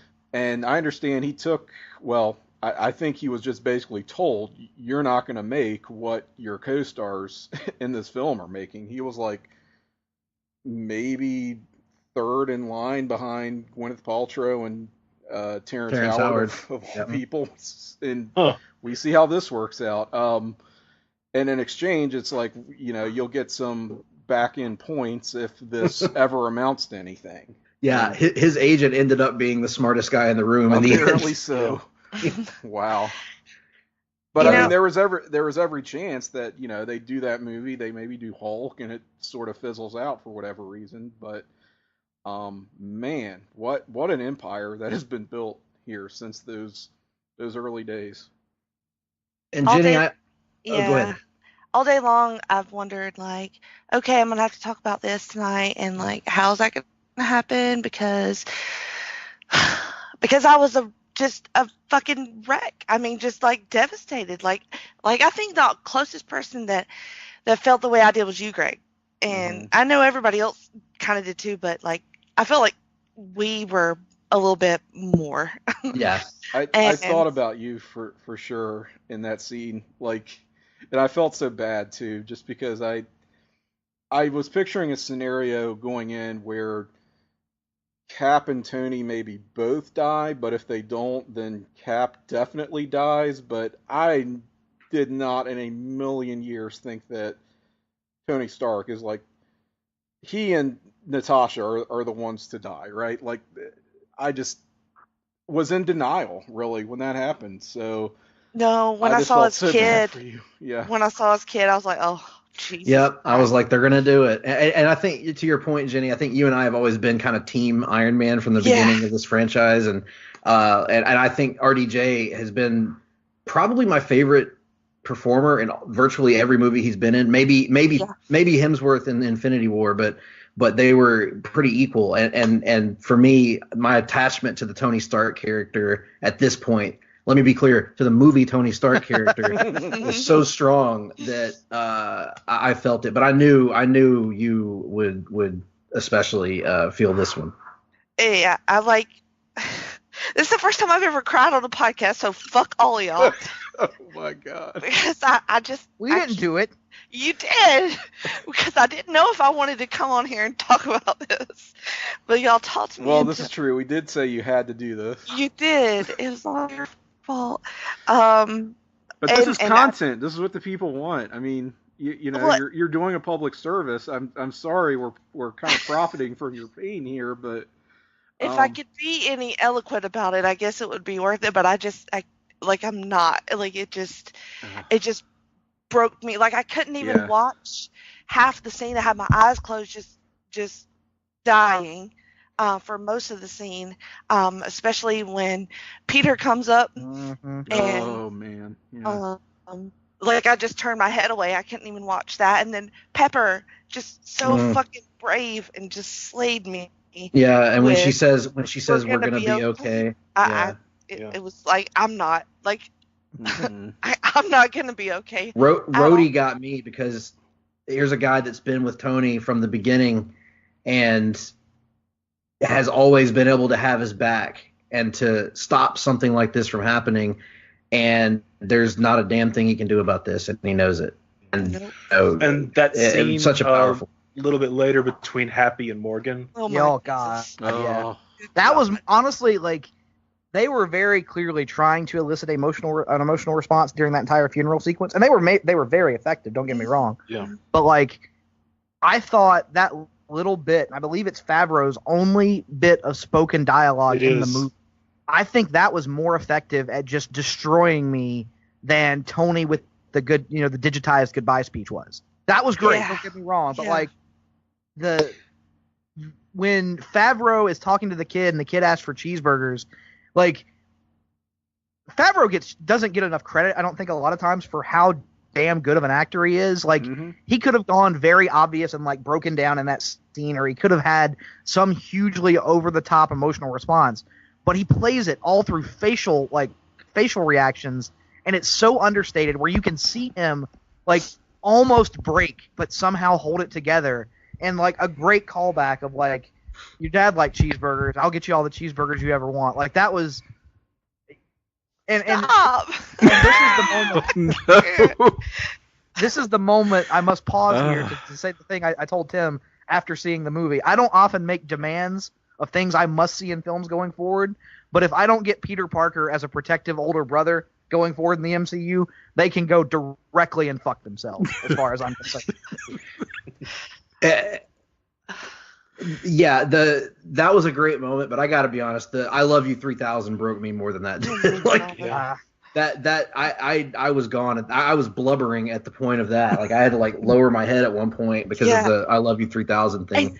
Complex parental issues, I don't know, but it was I missed the "I Love You 3000" callback with the hologram the first time I saw it. I just wasn't like. I guess I just missed it when I was watching it because I was still in shock from everything that had just happened. But the second time, I was like, "Oh God, yeah, ooh."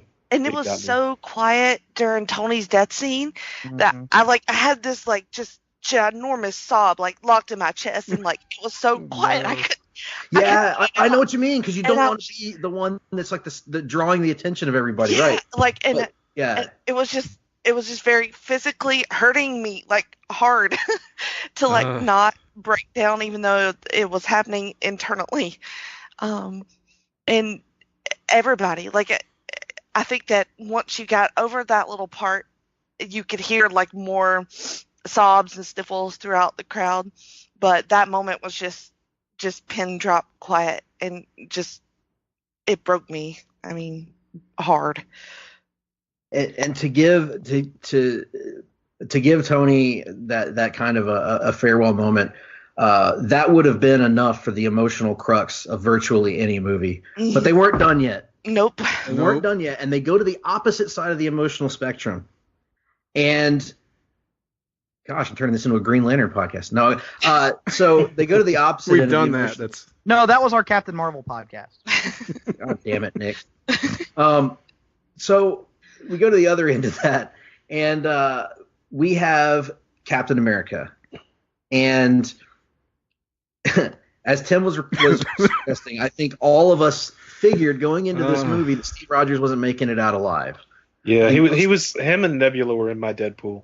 Yep, same here. And at the end of the movie, Tony, Cap goes back in time, of course, and there was a part of me, and when he saw her in 1970, it did click in my mind that maybe they're going to revisit this, but I thought to myself, that was Cap's temptation moment, and he resists it, and he goes back because he's got to do his job. But then once the job is finished, they do what I call the Dark Knight Rises treatment, which can be very divisive among fans. And this scene has been divisive among fans to a degree, but I cannot tell you how much I love this, because I've talked to people about how I broke down at the end of the Dark Knight Rises, and I did the same thing for this, because that last shot, I don't think you could have found a better last shot for this movie. That was the perfect there's this Twitter account that's like I think the name of it is like Perfect Shots in Film or something like that. And it's great. One perfect shot. Yeah, one perfect shot. Yeah.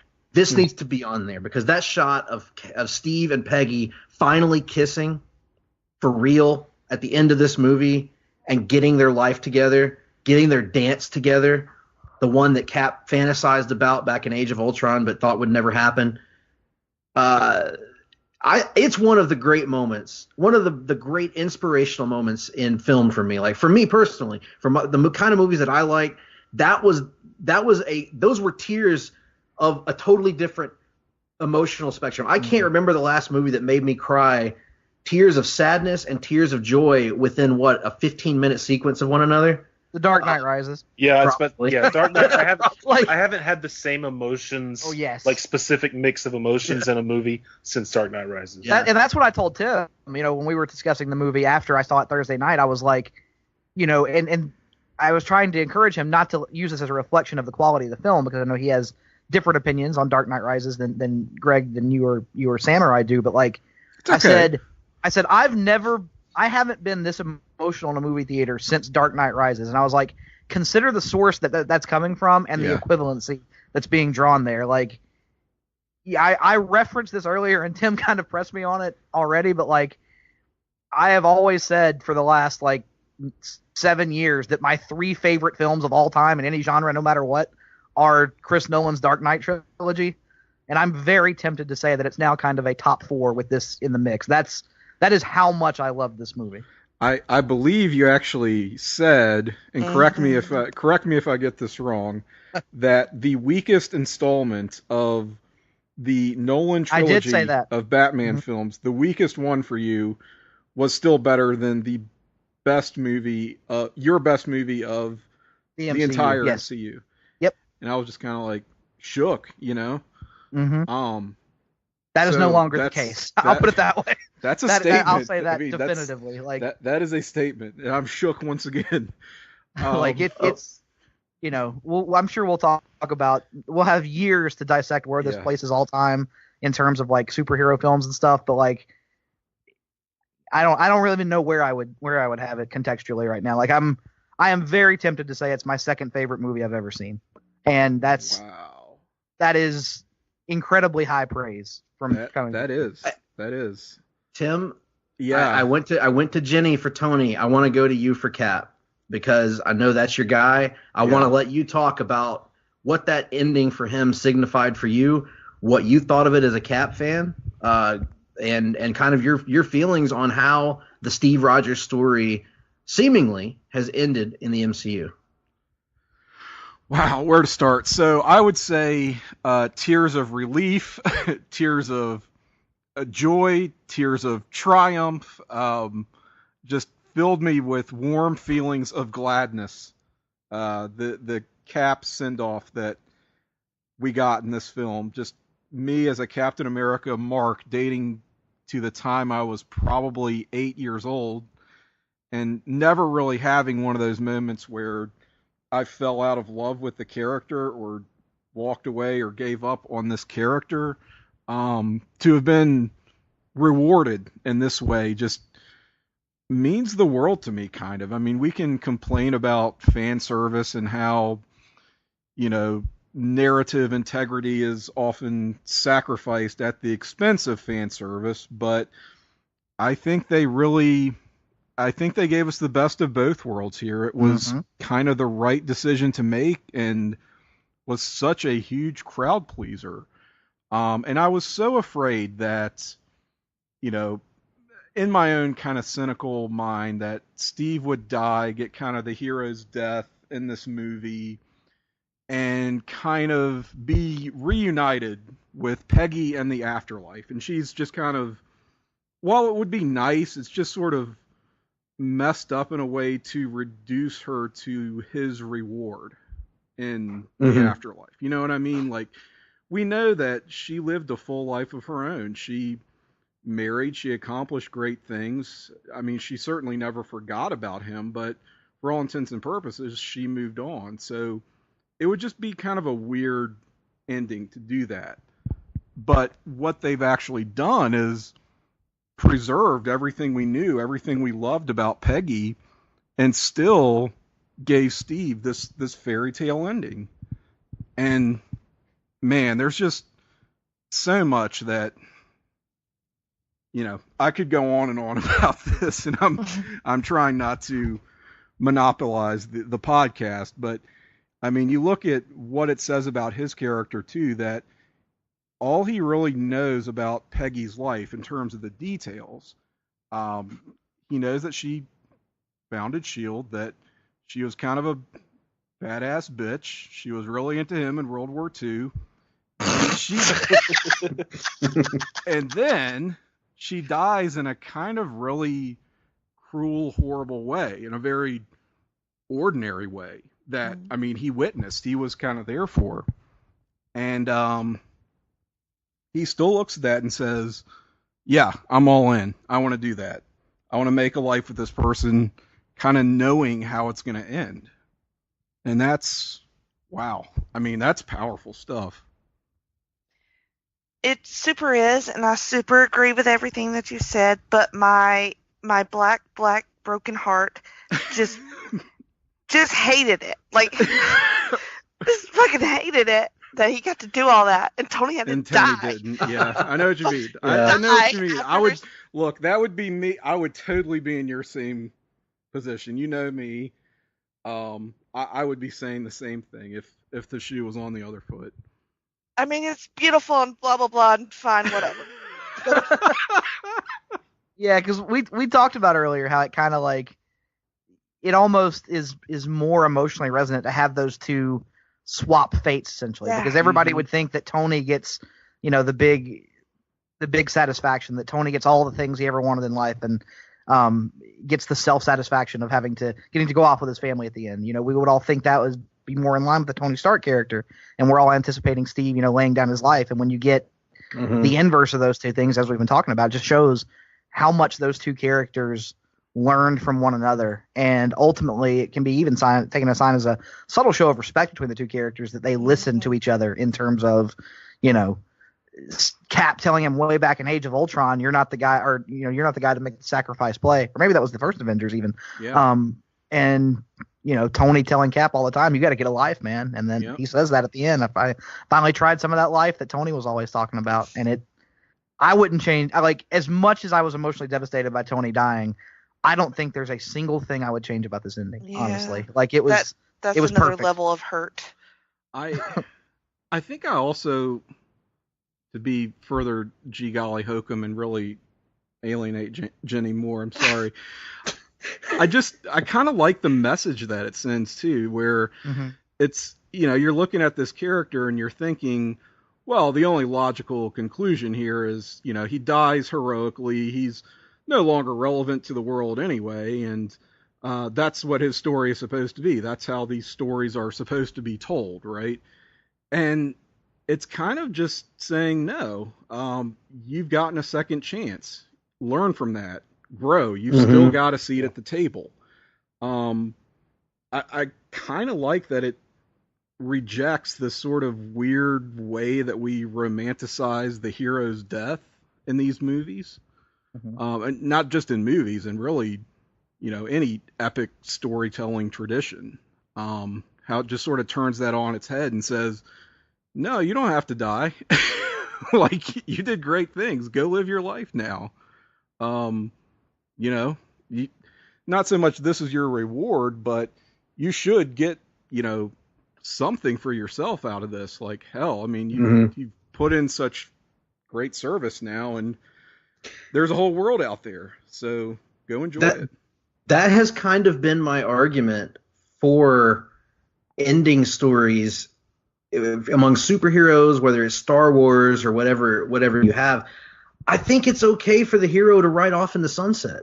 These are all kind of modern versions of classic myths, whether it's the old Western or the old, pulp novels or whatever. And sometimes it's okay, especially when you're working in a finite medium like film, it's okay for the hero to have a happy ending. Batman doesn't have to end up, dead in a ditch somewhere because he got old and fat, it's okay to give these heroes some sort of a cool.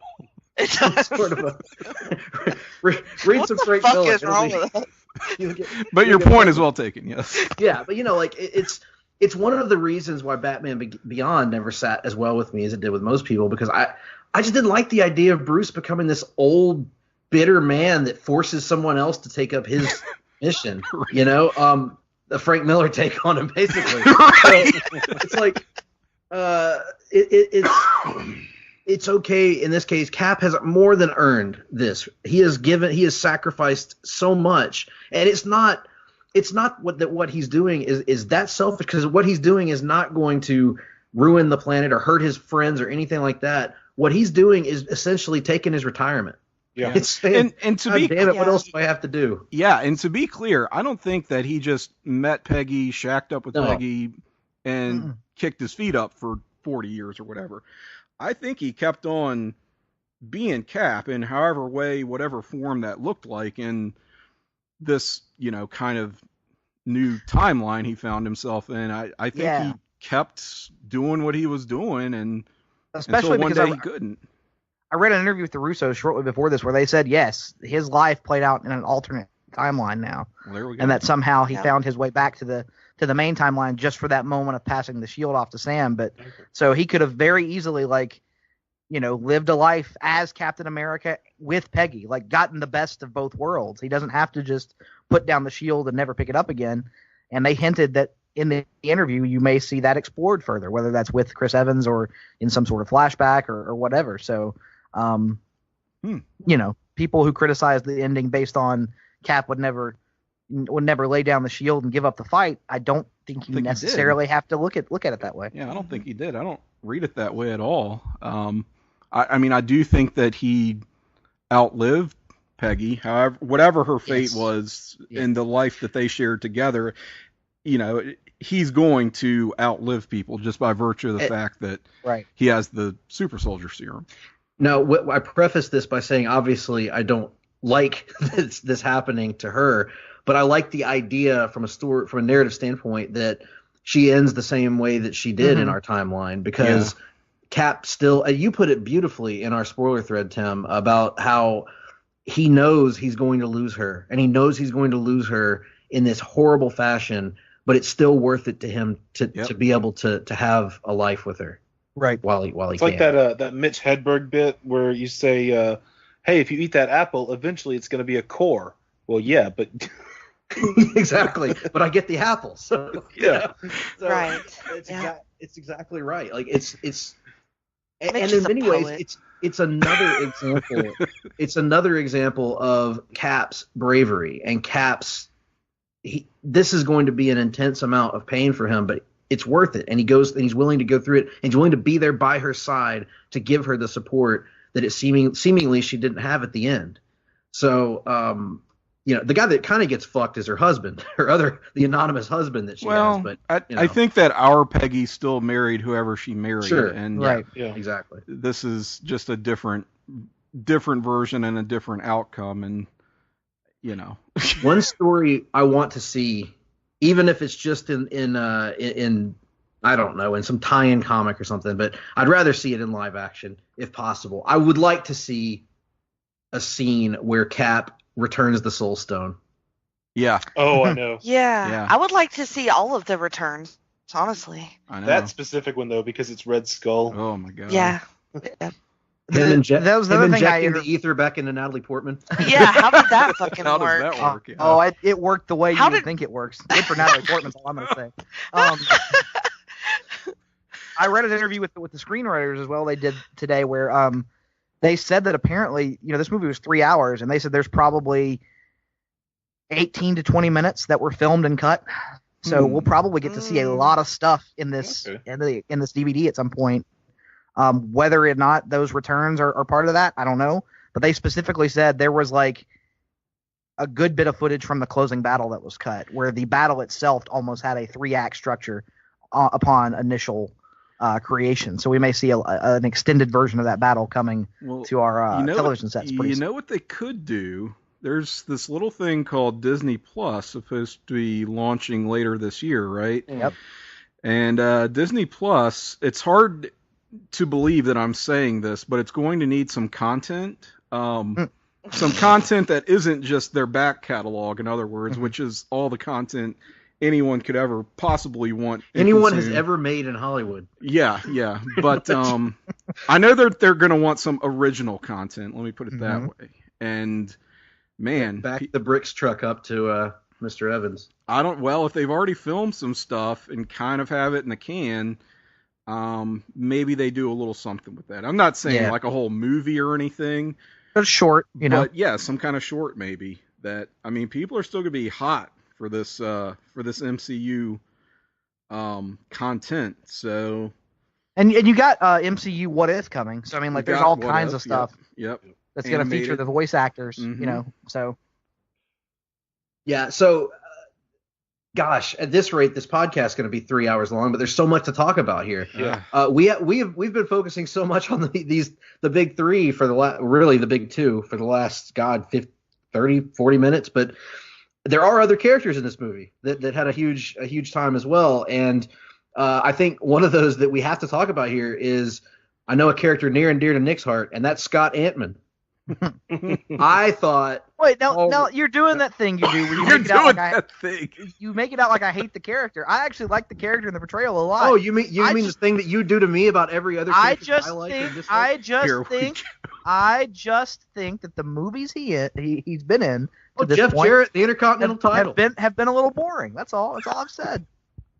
Well, regardless of the Ant-Man movies, which can be debated at another time, perhaps later this month. Greg, you asked me, we were talking about this on the phone earlier this week, and you asked, God, who were the major MCU characters who didn't appear in Endgame? We were kind of listening through, and I was like, who didn't appear? Luis and the dumb fucks. That's who didn't appear.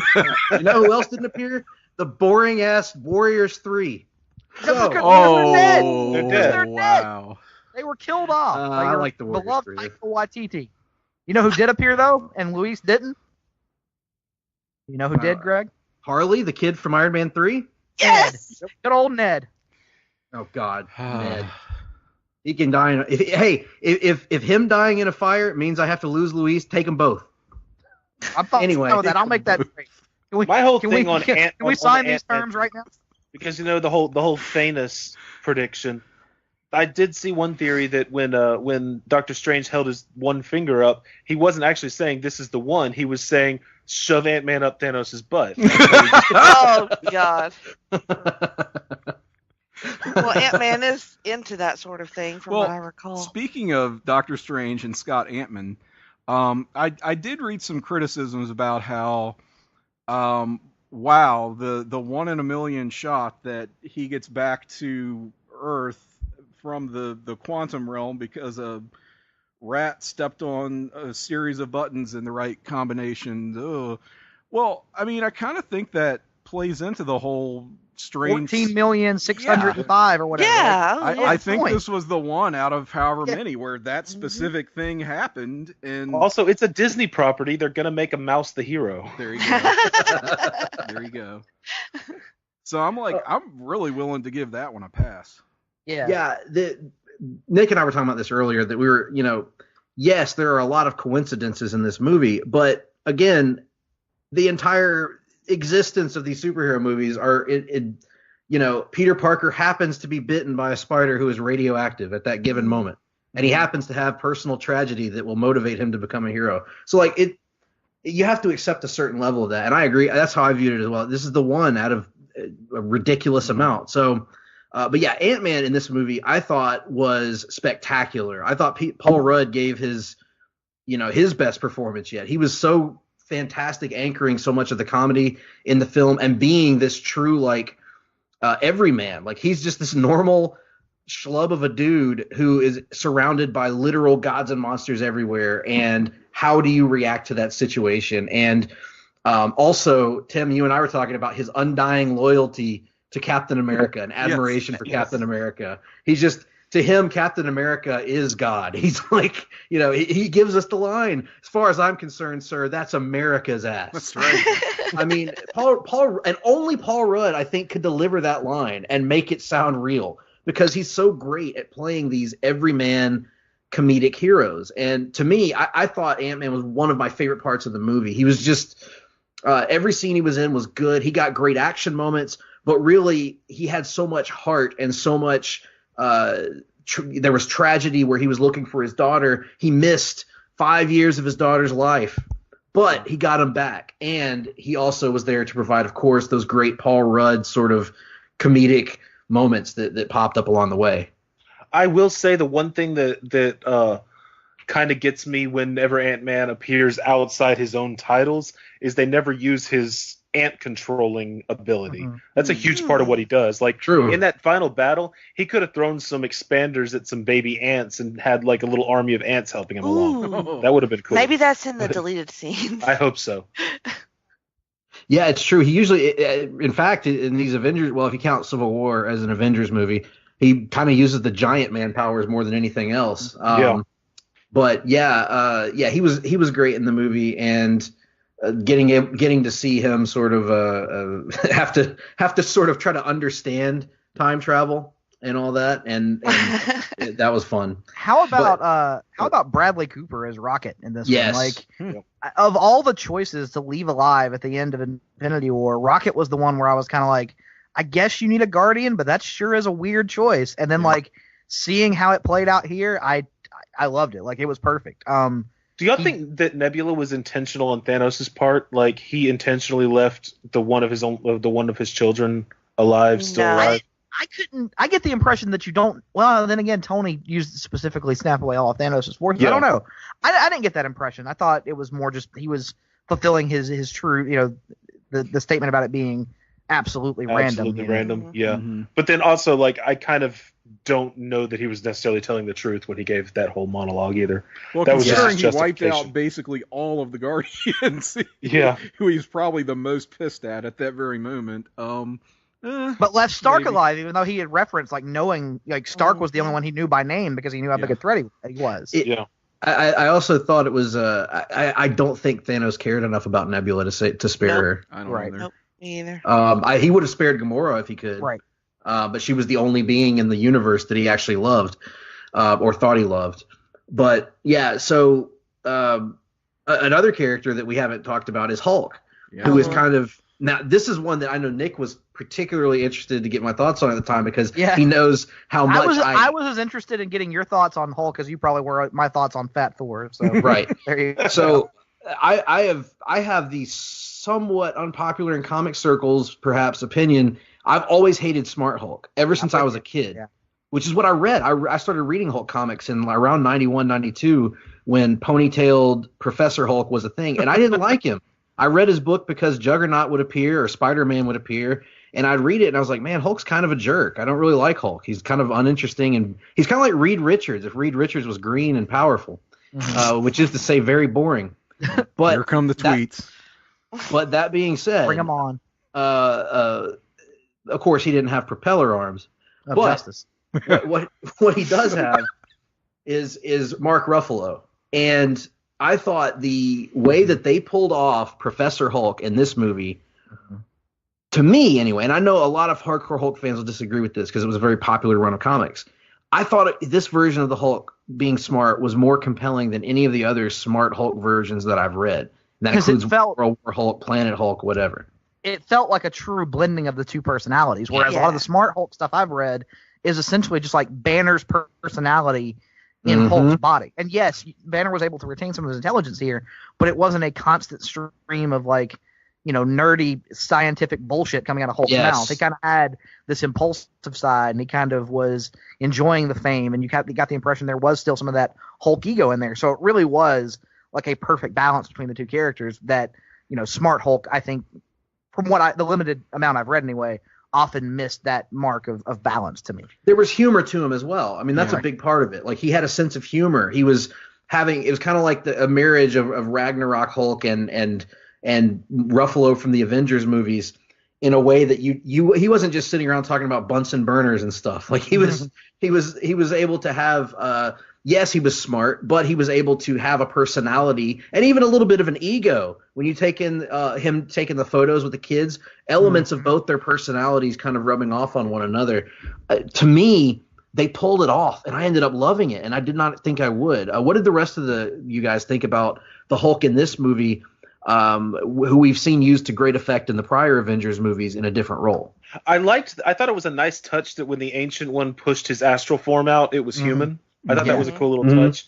And I thought that the whole, listen to your mother, and, a lot of people were or some people online at least, were pissy about him making a dab comment. I thought that was supposed to be him trying to be cool but being awful. Yes, I thought so too, because Banner is not, he's not going to have his finger on the pulse of pop culture, right? Right. I thought he was underused in the final scene. I can't think of having seen him fight in the final. No, I don't think. I think all he does is he lifts up the remains of the mansion with his one good arm, and then after that we don't really see him, I think, until the Stark funeral. Yeah. I do think that just the whole idea of the Hulk having that sort of performance anxiety that we saw in Infinity War sort of needed more of a proper reconciliation and I can agree with that. Yeah, I mean, I don't think you want to spend 30 or even 15 minutes of the film doing that, but I think it needed a little something, even if it was just a montage or something. Yeah, I can agree with that. It just it was a little abrupt, and I get that was kind of the point, but I don't know. I just felt like it made his journey feel a little bit less complete. And you can also look at the whole, like I was saying before, trying to balance fan service versus story. There's a part of you that kind of wants to see that rematch with Thanos, and we don't get it. And that was I mentioned that to Nick. I would have liked to have had just one moment in the fight where maybe he gets to land a blow on Thanos. Yeah, just to make him bleed his own blood. Right. And it's just one of those, like, was there really even room for it in this type? Like, how many people are going to get over on Thanos? You know what I mean? Like, right. There's only room for so much of that. And Cap, Iron Man, Thor, and Captain Marvel were the only ones who really got over on that's Thanos. Already kind of a lot, you know? Yeah. And, so there's that aspect to it. I guess I sort of respect just the restraint and that decision. To sort of have him off on the side a little bit. He, of course, does get the great moment of holding up the collapsing Avengers compound. Reminded me of that iconic cover to Secret Wars back in the 80s, the original maxi series. So that was a neat and really unexpected kind of Easter egg, I guess you could call it. And of course, he is the one who gets to do the snap to reverse everything. I mean, he gets some meaty material here. It's just maybe not what you think of traditionally, the way Hulk would be utilized. And what's amazing, the usage of the Infinity Gauntlet, though it does hurt him and it renders his arm messed up and his face burned, it doesn't seem to have had as negative an effect on him as it did on Thanos. Because when we see Thanos at the beginning of the movie, he's limping, he's hobbling, he's a shell of himself, basically. Yep. A couple of the things for me for Hulk is I didn't expect him to be as funny as he was. I did enjoy his comedy here. And then also, why did him and Nat not get together? Oh. I think that they were both so emotionally wrecked after the events of Infinity War. Well, what better he way lost himself. To, you have to reaffirm your own life, I'm just saying. I think they fall both into each other's arms. I think they both kind of got over that whole thing. Like, that was the implication I always got, is that you think that because you want that. Well, no, I want that, and I think that was kind of what we saw play out in their last interactions with each other, even in the last movie and stuff. And see, I kind of got the impression that, especially with Nat, like, when we see her after the time jump, she's kind of haggard looking. Like, her hair is kind of that weird mix of red and blonde where you can tell she's not really paying attention to her appearance anymore. I think they reference at one point the fact that she's not really been eating or sleeping. She spends all her time, like, kind of throwing herself into the work. I think she became the way she dealt with loss was to become so single-mindedly obsessed with helping the people that were left in the world, doing what good she could. And I think he did the same with his work, and that's why. Didn't he say he exposed himself to low-level gamma radiation for 18 months? Right. Like, was he sitting in a chamber the whole time? Right. So, and see, like, whereas in Age of Ultron, they were both kind of at a point where they were contemplating the idea of walking away. And I think, especially for her, and like Sam said, for him as well, they were so obsessed. They dealt with loss through obsession that, like, the idea of a relationship never even entered their heads, no matter how much there was clearly still affection for each other there. Because I think you see that in kind of the looks between them in the diner scene, and especially later on when Hulk says he tried to bring her back, and he has that show of rage by flinging the bench into orbit, essentially. Like, I think you get that impression. There's still a lot of feelings there between those two. What a thoughtful answer to my throwaway sex-laden question. Well, I think another thing in this movie, though, is that you get, because while Nat and Clint, their relationship is not sexual at all, it is the strongest relationship that either of them has with another person. Totally agree. And to add, like, to throw in any sort of Nat and Hulk romance into the same movie would have taken away from that. And also, we don't know how many plastic surgeons were left after the snap. So the vaginal reconstruction surgery would have been necessary. There's the answer. After a bit of a bit of sexual intercourse between Hulk and Nat. We don't know what that would have looked like afterwards. So it's probably a risk reward, a risk analysis scenario for her as well. I'm not convinced they didn't do something. I mean, as the saying goes, well, sort of, 5 years. It's a long time. It's a lot that could have happened in there. You're right. And that's kind of serendipitous because I think if they had made this movie in the 80s, Andre the Giant probably would have played the Hulk. Could have played the Hulk, yeah. Or just Ferrigno still. Well, yeah, but Andre was, even bigger. So. Oh, that's right, Greg. TV actors suck and can't be in movies. That's right. How silly of me to forget. Warner Brothers taught me that. Wait, is this a Greg thing? No. This is not a Greg thing. This is a Greg and Nick are angry at Warner Brothers for I see. not letting Grant Gustin play the Flash on the big screen. Clearly, Ezra Miller can act and Grant Gustin can't. That's what Warner Brothers wants us to think anyway. I never knew that. Oh my God. Anyway, so there's Didn't they get a TV actor for Deathstroke though? Joe Manganiello was Magic Mike by this point, or in Magic Mike by this point. Oh, I only think of him from How I Met Your Mother. There was just the big fight scene at the end, the big hour long, whatever it is, feels like an hour long in a great way, fight sequence with Thanos versus the Avengers. It's such an amazing scene because so many characters get a moment. Mm-hmm. Whether Every it's character. Valkyrie, every character really. Wong gets a moment for God's sake. Doctor Strange, of course, gets a cool moment.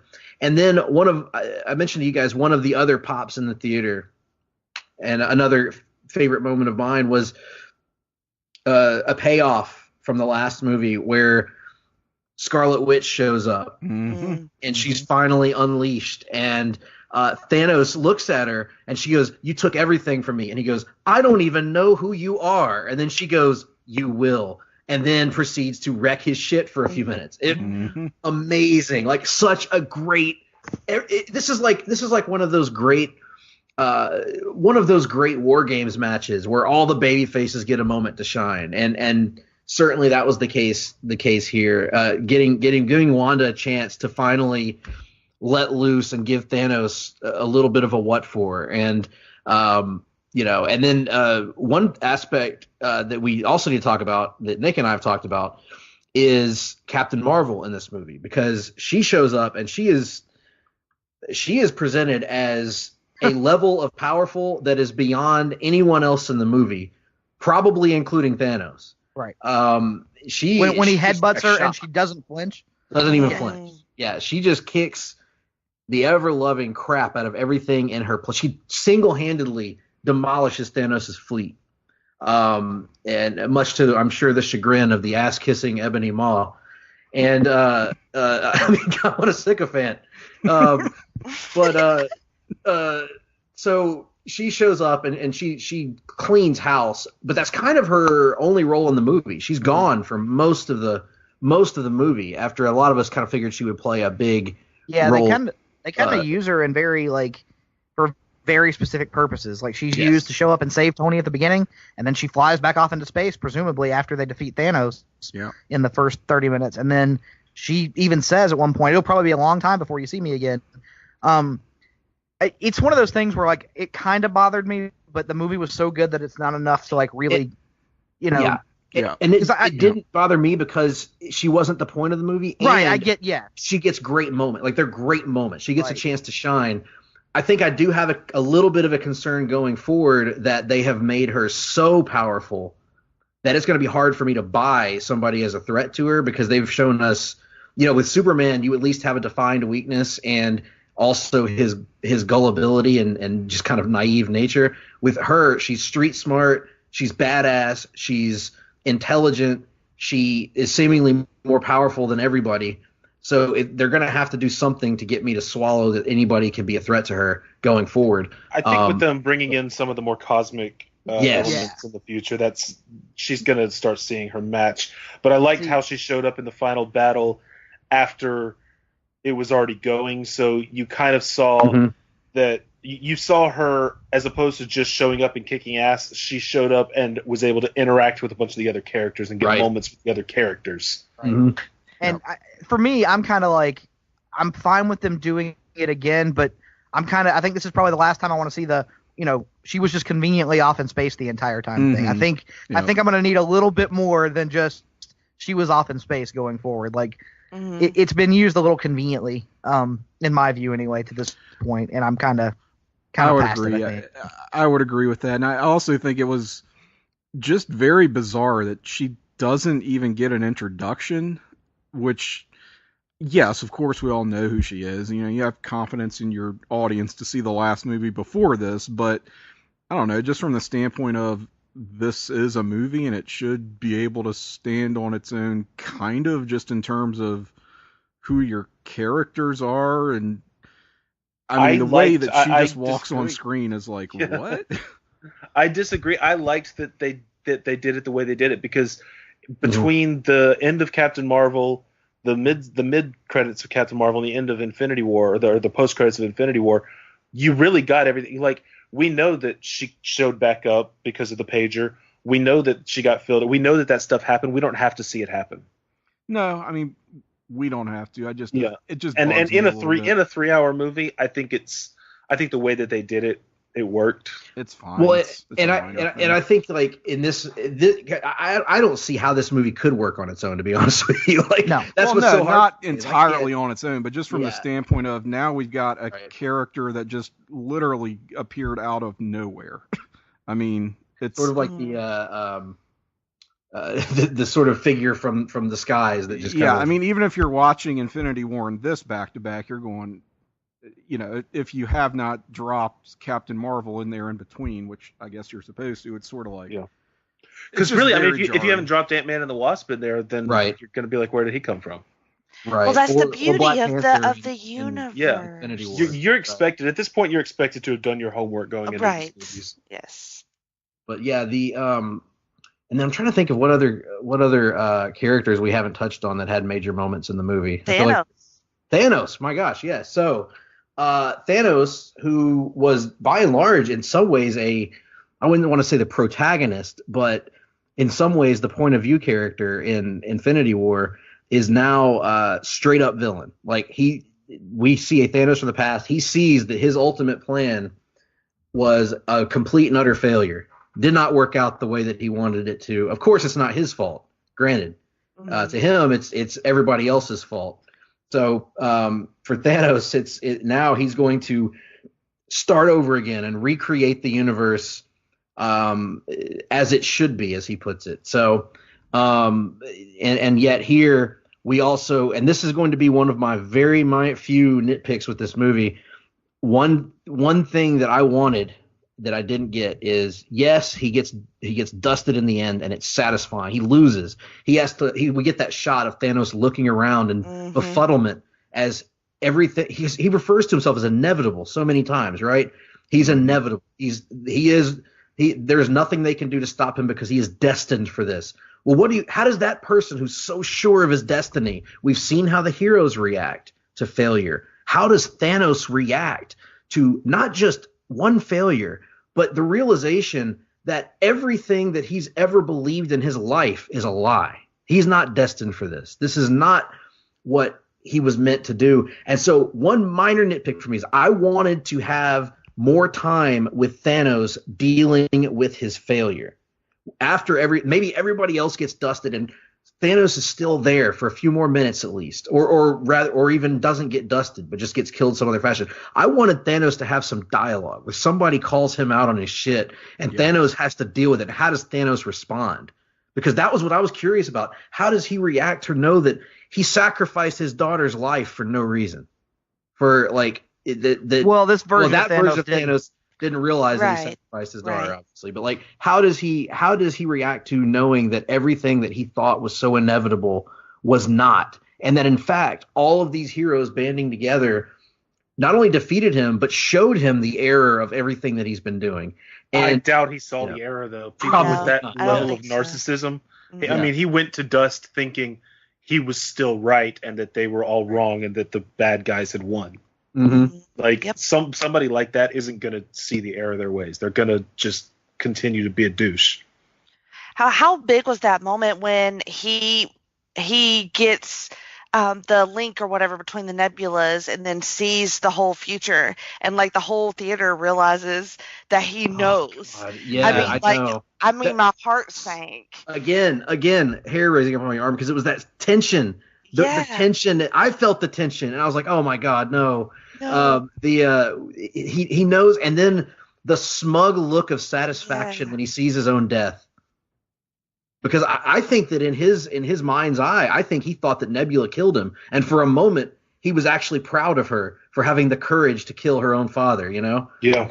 There's it's a level of the sort of the kinks in Thanos' armor that we saw from the last movie, where he's so convinced that he's a good man doing a good thing and he's the one suffering. Now we're seeing the narcissism, and we're seeing the egotism, and we're seeing the sadism that is really underneath all of that bluster, that it's really just not an act, but that he himself doesn't realize that he's portraying that he's created this character for himself that is not real. It's very. I've heard a saying that if you scratch the surface of a martyr, you find a narcissist. Mm-hmm. And I think Thanos is a huge example of that, because he spent the whole first movie acting like it was just this horrible thing that he had to do, and it was his burden, and it was his curse, his cross to bear. Yeah, his cross to bear. And now it's like, no, it's because he wants to be the ultimate. When it really comes down to it, he wants to be the one who snaps. He wants to be. Yeah. He wants to recreate a universe that's, what he says, grateful to him. He doesn't want the universe to, like, the whole too many mouths to feed. It's just his bullshit excuse. He wants to be worshipped, essentially. And he even talks about that, I think, briefly in Infinity War. There's a line or two that he mentions there about, you should be grateful, you should be thanking me, and that's ultimately what it's about. Is that he wants to look around and see everybody else realize that he was right. Yeah, and that they were wrong. It's paralleled, like, in just one of the most eerie, uncomfortable ways, in how, when he's doing his invasions in Infinity War, that Ebony Maw is going alongside and essentially preaching the good word of Thanos and saying, "You are all so lucky to have the privilege of being killed for the sake of Thanos." Mm-hmm. You would think that if Thanos was as all powerful and as all knowing and as wise as he claims he is, he would realize that the Ebony Maw is a useless ass kisser and get rid of him. But no, he loves it. He wants it. Well, you need a useless ass kisser. I certainly wouldn't call him useless. My name is the Ebony Maw. I wouldn't call him useless. He was pretty badass in his one action. Yeah, he's quite effective. He did well. He held his own. Squidward. Yeah, I kind of like this version of Thanos just as sort of a response to Infinity War Thanos, who, you know, was our protagonist, was our point of view character, and I think had the maybe unintended consequence of leading to a lot of kind of edgelordy YouTube videos of people going, "Well, when you think about it, Thanos was really right." And it's just like, oh, come on, guys, that wasn't the point of this movie. And, you know, they don't really walk that back here, but you do just see, like you were saying, Sam, just under the surface, that how it's all just kind of a justification for his sadism. Yeah. And he's just a weird death cultist kind of thing. Yes. So, and he's got his own little high priest. Mm-hmm, got his own little high priest. And, you know, you could say, well, it makes him kind of more of a two-dimensional character here. Well, yeah, but his story is over. You know what I mean? Like, we got the fully formed, fleshed out version of Thanos in Infinity War. If you want to look at that as a complete film, it's kind of the story of Thanos. It's his perverse hero's journey, which I can't say I was particularly swayed by, but I get what they were going for. And now that we've done that, we can kind of just get down to brass tacks. He's a shit-heel villain here. And that really kind of worked for me. So I was good with it. Even to the point of, like, Thanos at the beginning of the movie, post-snapping, now is living his life on this idyllic farm planet. Everything's beautiful. Everything's wonderful. There's food is plentiful. I guess he thinks everything is just great. Meanwhile, everyone else in the universe is suffering because of this. Mm-hmm. But to Thanos, he's created this world for himself that reinforces this belief that he was in the right for what he did. One thing they do during that closing action sequence is I think they understand that these movies aren't really made in a vacuum. And what I mean by that is they know that there are legions of people like us who follow not just the films themselves, but the production of these films, the actor contracts, and kind of hang on every detail. And I think they know that there was a certain level of expectation about, part of the core cast of the MCU exiting these roles and kind of having to move on gracefully and trying to figure out what the universe is going to look like going forward, how they're going to accomplish that. And so during that closing action sequence, when Thanos is talking about building a new universe from scratch and then he gets the gauntlet, there was this brief moment in my mind. I was like, oh shit, he might actually win again. Mm-hmm. Like I thought that for the briefest of moments. And it was a nice little way, for them, I felt like it was playing with those expectations in our own minds in the middle of that action sequence. True. So, yeah, that was certainly a moment that could have been used to do that. The way they go about setting up the next generation of MCU films is kind of interesting because we mentioned Cap getting his ride off in the sunshine moment, but he passes the shield before that. Nick and I have been convinced for a while that the Marvel Disney Plus series Falcon and Winter Soldier was going to be sort of a battle for the cowl type thing where they were going to, at the end of it, one of them was going to be Cap. But here it's pretty apparent Cap passes the mantle to Sam Wilson and makes him the new Captain America with Bucky's approval. And I thought that scene was just awesome. I thought it was a touching scene as well. I think it was a great – because apparently there were some people who wanted to be Bucky, but I say it should be Sam just for the reason that Bucky is from Cap's generation. Sam is living in his own time, and he's of a new generation. But he also, joined the military. He does the same – in Winter Soldier, he works at the VA doing the same thing that Cap is doing in the beginning of Infinity War. He is the new generation of Cap. And so it makes perfect sense to me. Like if he had been around in World War II, he might have been the one who got super soldier serum. Mm-hmm. Yep. And Tim, what do you make of Sam getting the shield, being a big Cap fan? No, Jenny's already laughing. I know how you feel about legacy characters. Here's the thing, I've been critical of just the legacy hero concept, but in all honesty, that's just from being poisoned by 30 years of reading comics and seeing how it pretty much always plays out in comics. But in this kind of situation where you have what is a pretty legitimate passing of the torch. I mean, we have an actor whose contract has run out, who has all but said he's not only stepping away from this role, but kind of stepping away from the world of acting as well.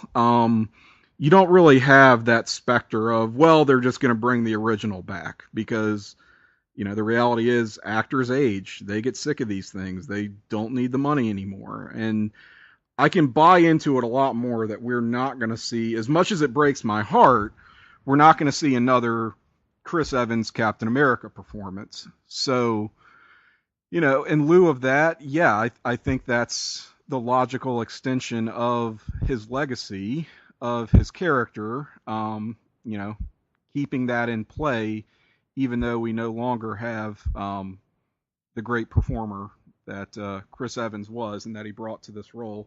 So, did you have a preference on Sam versus Bucky? I would say my preference is definitely Sam, only because here's a controversial take. I kind of think Sebastian Stan is a piece of wood as an actor. Ooh. I hate to say it because I like the character and I like what they've done in this series. I don't 100% disagree.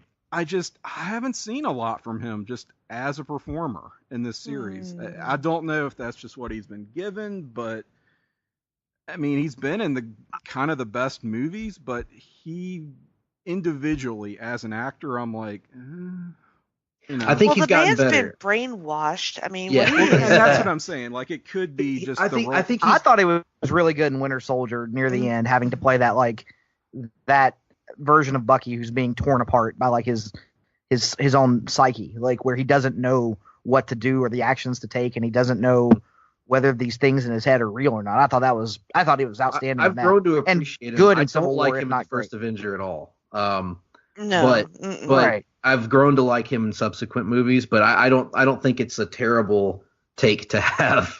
I mean, I just sort of look at it like, well, what's it really take to grunt and scream a lot? I mean, Right. I hate to be that way. It's just that's And sort of all I've gotten from him.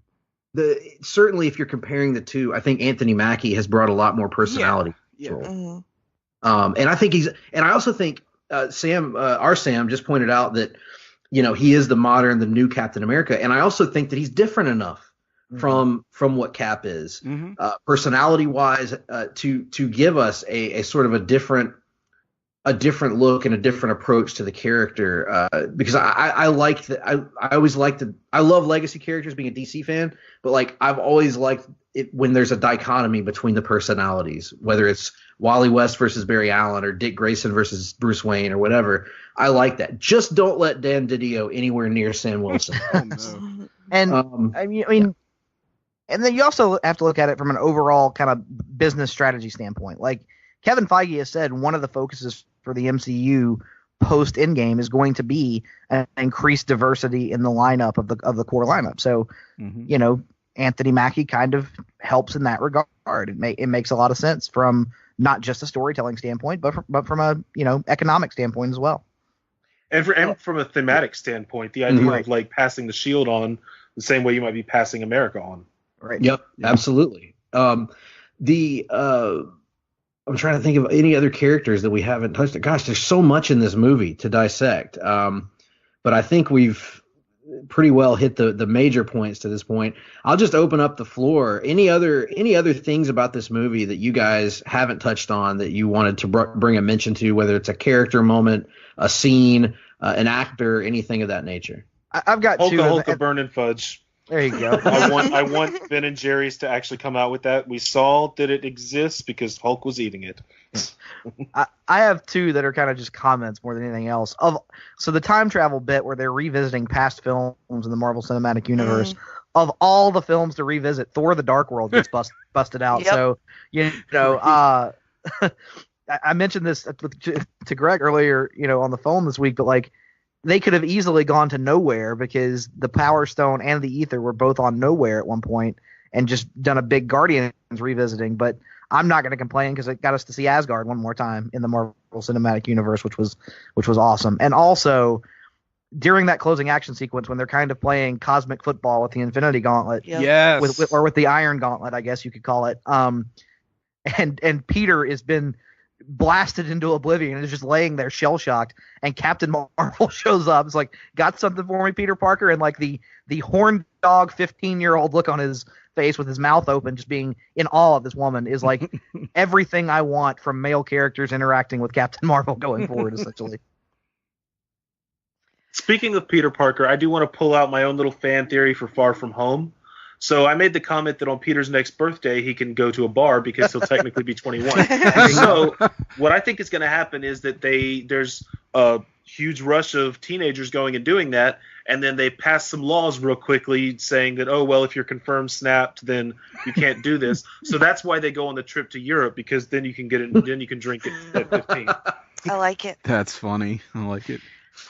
I wanted to mention Loki because I guess alternate timeline Loki exists now. Yes, so. That's a thing? And I'm assuming will be With the used Tesseract. for Right. the Disney Plus television series that's coming. Well, I think that's beautiful and wonderful. I like Yes, it. See that? the more Tom Hiddleston, the better. Yep.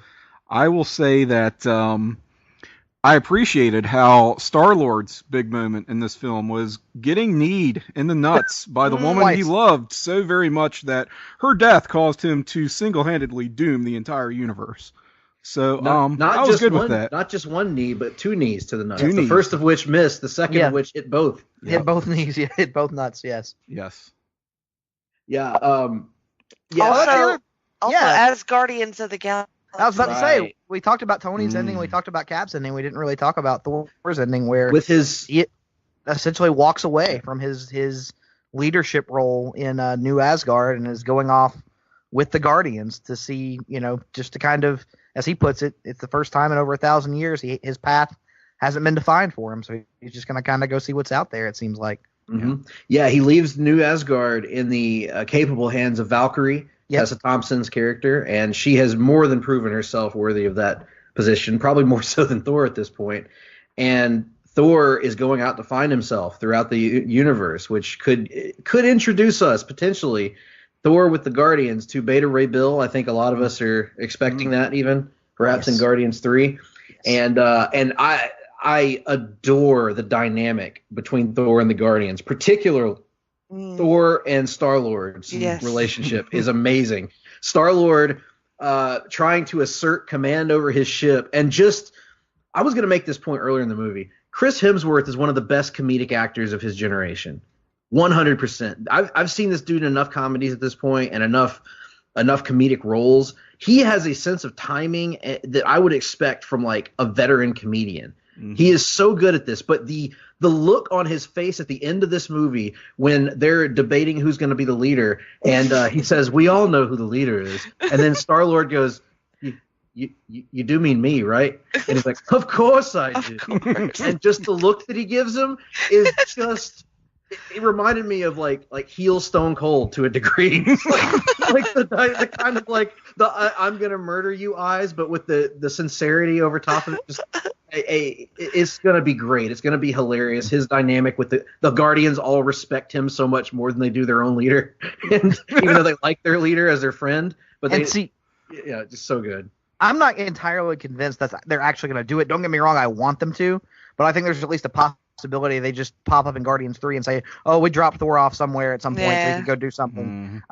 Waste, in my opinion. I agree, because I am much more excited for Thor in a Guardians movie directed by James Gunn than I am Thor in a Ragnarok sequel directed by Taika Waititi, because James Gunn, especially in Guardians 2, at least allows you to have some emotional moments in his films, unlike what we got. For as goofy as they are, he does let those emotional beats actually breathe.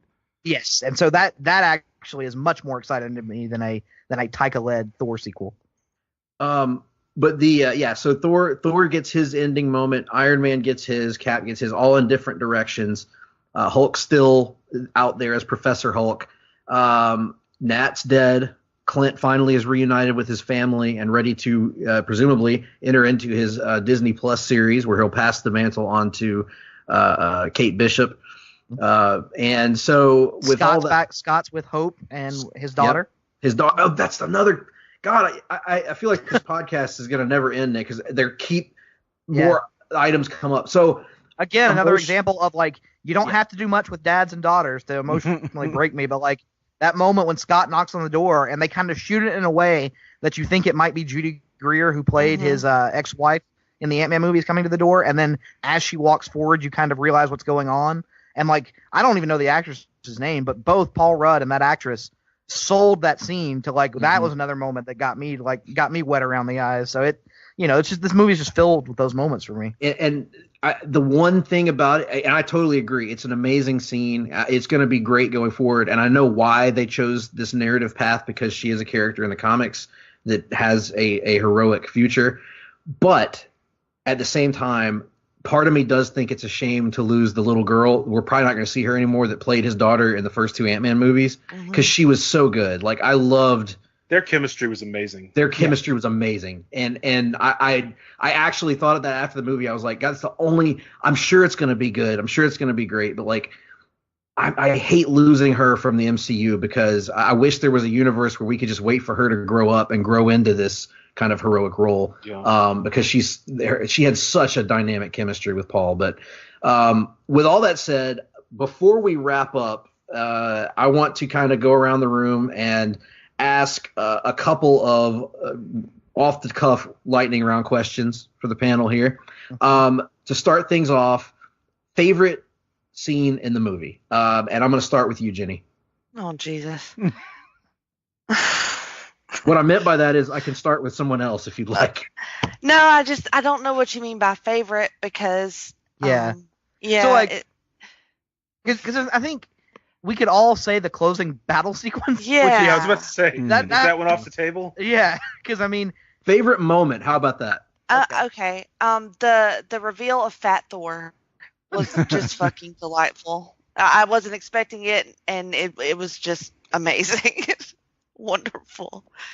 I'll go with the returns, like from from the crackle, pretty much the kind of little 45 seconds from the first time we hear the crackle of static in Captain America's communicator in his earpiece through Spider-Man swinging onto the screen, where we get those big triumphant returns. That's my favorite moment in the movie. Tim? Cap lifting Mjolnir and pushing Thanos' shit in. That was mine too. Sam? So mine is On Your Left or Cap lifting Mjolnir. Yeah. Okay. Biggest tear-jerking moment. And I'll start with you this time, Nick. Oh God. It's either Rhodey, Peter, and Pepper at Tony's side as he actually dies, or as we mentioned earlier, fucking Happy and the kid and those damn cheeseburgers. Which sounds so stupid out of context, doesn't it? Like, but I feel like, and Tim, I think you can kind of understand this, and Sam, I think you do the same thing as well. But like, for people who recently have been back and kind of binge watched everything over the last like month, of all the things to pull out and call back to, God, it was effective. Tim? Are we talking tearjerker because you're sad or happy? Either or. Then I will say final shot of the movie. The dance. Yep, that's a good one. The dance. Sam? When Peter takes his mask off and starts explaining where he's been to Tony, and then Tony just stops him and hugs him. Oh, wow, that's a good one. Shut up. That's a good one. You suck. I hate you for that. Peter and Tony, like, it was a very short-lived thing in the comics in terms of their very close relationship, but the movies have taken that and like it's the best thing at this point. Like, I could have done for it. I understand the narrative reasons why Tony had to go and everything, but I could have done for years of Tony Stark as Peter's surrogate father. It's remarkable how well that works. Speaking as not a big Spider-Man fan, I agree completely. Yep. Jenny, your pick. That would be the selfless and beautiful death of my beloved Tony. Yeah, same. I would almost put a tie with that and the last shot of Cap for totally different reasons, but the Tony one wins out for me due to my attachment to RDJ. But now with the last question before we'll pitch to shilling our products and all that, MVP of the movie. It has to be an actor that you name. And let's start with you, Sam. Oh, geez. Put me on the spot here. I'm going to say Chris Evans. Tim? Actor. Not so much character, but actor. So I'm going to say RDJ, as a matter of fact, because, I mean, he's at the point now where he's got that fuck money. He could kind of be shoving that in our faces and doing the kind of I told you so victory lap and sleptwalk through the end of the series, and he did anything but. I mean, this was the pinnacle of his performance. I mean, he pulled a Hugh Jackman and went out on top. Yeah, big time. Nick? I think Tim is technically right, but like I'm gonna have to say Chris Evans as well. Like, man, and that comes from someone who, it's like, hard for me not to say Chris Evans. Believe me. The two Captain America sequels to this point have been, in my opinion, the best movies in the MCU. So like, it's not like he hasn't done good work before, but this shows us a Cap who has lost, and that is something he's never really done before. And it is different enough from the Captain America that we've seen previously, while still maintaining the essence of the character, that it's pretty remarkable what we see from Chris Evans after the 5-year time jump. Jenny? It's Robert Downey Jr., and I'll give an honorable mention to Karen Gillan for Nebula. Yeah, I'm going with Robert Downey Jr. as well. I think this was he's never given a weak performance in the MCU, but to me this was his crowning achievement. It was a masterclass from him, and so many people were outstanding in this movie, but he stood out particularly to me. Well, with that being said, Jenny, how can the folks find you on Twitter, and what do you have coming our way on the podcast feed? On Twitter, I am Jenny Cruz 2814. On the feed today, we had a new episode of Talking WCW. Yeah. On the wrestling feed, and then there's a recent episode of Geek and Sassy in which me and Miranda talked about Doom Patrol Volume 1. Comic books, finally, in a post-comic book world, and that is on the Pop feed. And then I will have a new Freak Out Drive-In probably next week. Awesome. Tim? Oh, shit, I don't know. You can find me on Twitter at Syke68, CYKE68. I guess I'll start talking about Avengers Endgame now. Well, once this podcast goes up. And I'll start tweeting about it because I've tried to remain mum, save my thoughts for this show. Beyond that, you can find me on the aforementioned Talkin' WCW on the Place to Be Nation wrestling feed with Jenny, with you, Greg. And I've done a bunch of other shows recently on Place to Be Nation. Pop! I think most recently... Looking forward, looking back. Yes, looking forward, looking back. Thank you for the save with you, Jenny, with Andy Atherton, with your cohort, Miranda, with Scott Criscolo. Was that everybody? Russell Sellers. Russell Sellers was on that as well. That's right. Who I was sad and could not be with us here tonight, but that's okay. But yeah, more stuff to come in the near future, no doubt. And Sam, how can folks find you on social media, and what do you have coming up on 90 to Nothing? So I am on Twitter as Mr. Woodles. That's really the only one you want to follow, and it's not even that interesting. It's jokes and political retweets. Instagram, I'm also Mr. Woodles, but it's just food and my pets. And I do have a podcast here on Place to Be Nation Pop. It is called 90 to Nothing. I am one half of it, specifically the nothing half. Russell Sellers and I discuss 90s movies, the good, the bad, and the ugly, which is not a 90s movie. But upcoming, we will, in honor of Star Wars Day, which as of this recording is coming up in just a few days, we'll be doing the only Star Wars movie released in the 90s, and that is The Phantom Menace. So stay tuned for that. Jesus. It's not that bad. It's all right. You know, It's all right. That's right. I want to read these comments about Avengers Endgame. I'm glad you guys mentioned that. I just got this note from Andrew Chandler Fraser Garner, our good friend who saw the movie with us this weekend. His summary of Endgame, it's all right. and I was sitting next to him at Captain Marvel, and that was his summary of that one as well. Yes. Wow. Also, every other movie he said. Yes. I was sitting next to him at Highlander 2: The Quickening. He also said that was all right. I believe that was his reaction to Suicide Squad as well. That's all right. I thought But that it was more of a reserved, it's all right. Now, which film He's did like he? I'm Groot. Yeah. He's just. What if he had leaned over and said, "This is the best fucking movie I've ever seen"? Hey, God, that would be a 12-star in the Tokyo Dome type rating. you see, I think one time he was excited about a movie, and like he texted me, he goes, "You know, I don't say this too often, so I just want you to know how serious I am, but fuck yeah, I'm excited." Love it. Yes. Yes. Well, with all that being said, thank you guys so much for joining us to share in this group therapy session about this movie, this experience that we all went through. And we're going to take a break right now. Believe it or not, there's more show to come. Maybe we'll see. We might make an off-air audible on that. We'll talk about it. This may or may not be the end of the podcast. Don't hold us to this. Yeah. Anyway, see you later.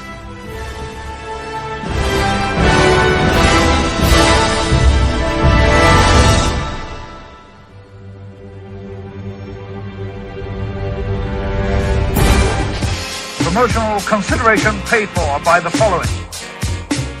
Place to Be Nations, JT Rosero and Chad Campbell here. We want to let you know that we have over 24 podcasts available on iTunes, Stitcher, Google Play, and PlaceToBeNation.com. We now offer them to you on two great feeds. On the Place to Be Nation Wrestling feed, we dive into topics running the gamut from today's WWE to the glory days of yesteryear and the ins and outs of the territory days. In addition to our full-length shows, we also deliver to you special pod blasts on topics old and new. The Place to Be Nation Pop Feed is a veritable treasure trove of great content, offering tremendous shows covering the land of movies, television, life, comics, and sports, brought to you by the most knowledgeable and insightful folks in the podcast world. You can find all these great shows, plus archives of our past podcasts from over the past 8 years as well by subscribing to both feeds on iTunes. And while you're there, be sure to rate and leave feedback as well. All of these shows, plus others, available on PlacementNation.com, where we cover pro wrestling, sports, movies, comics, plus in-depth search projects, and much more. Be sure to support our site by using www.PlacementNation.com/Amazon when doing your online shopping. We want to thank our friends at Boneheads, Wing Bar, ProWrestlingOnly.com, and HistoryOfWrestling.com as well. Be sure to follow us on Facebook, Twitter, Instagram, and Tumblr. PlacementNation.com, the only place to be in your pop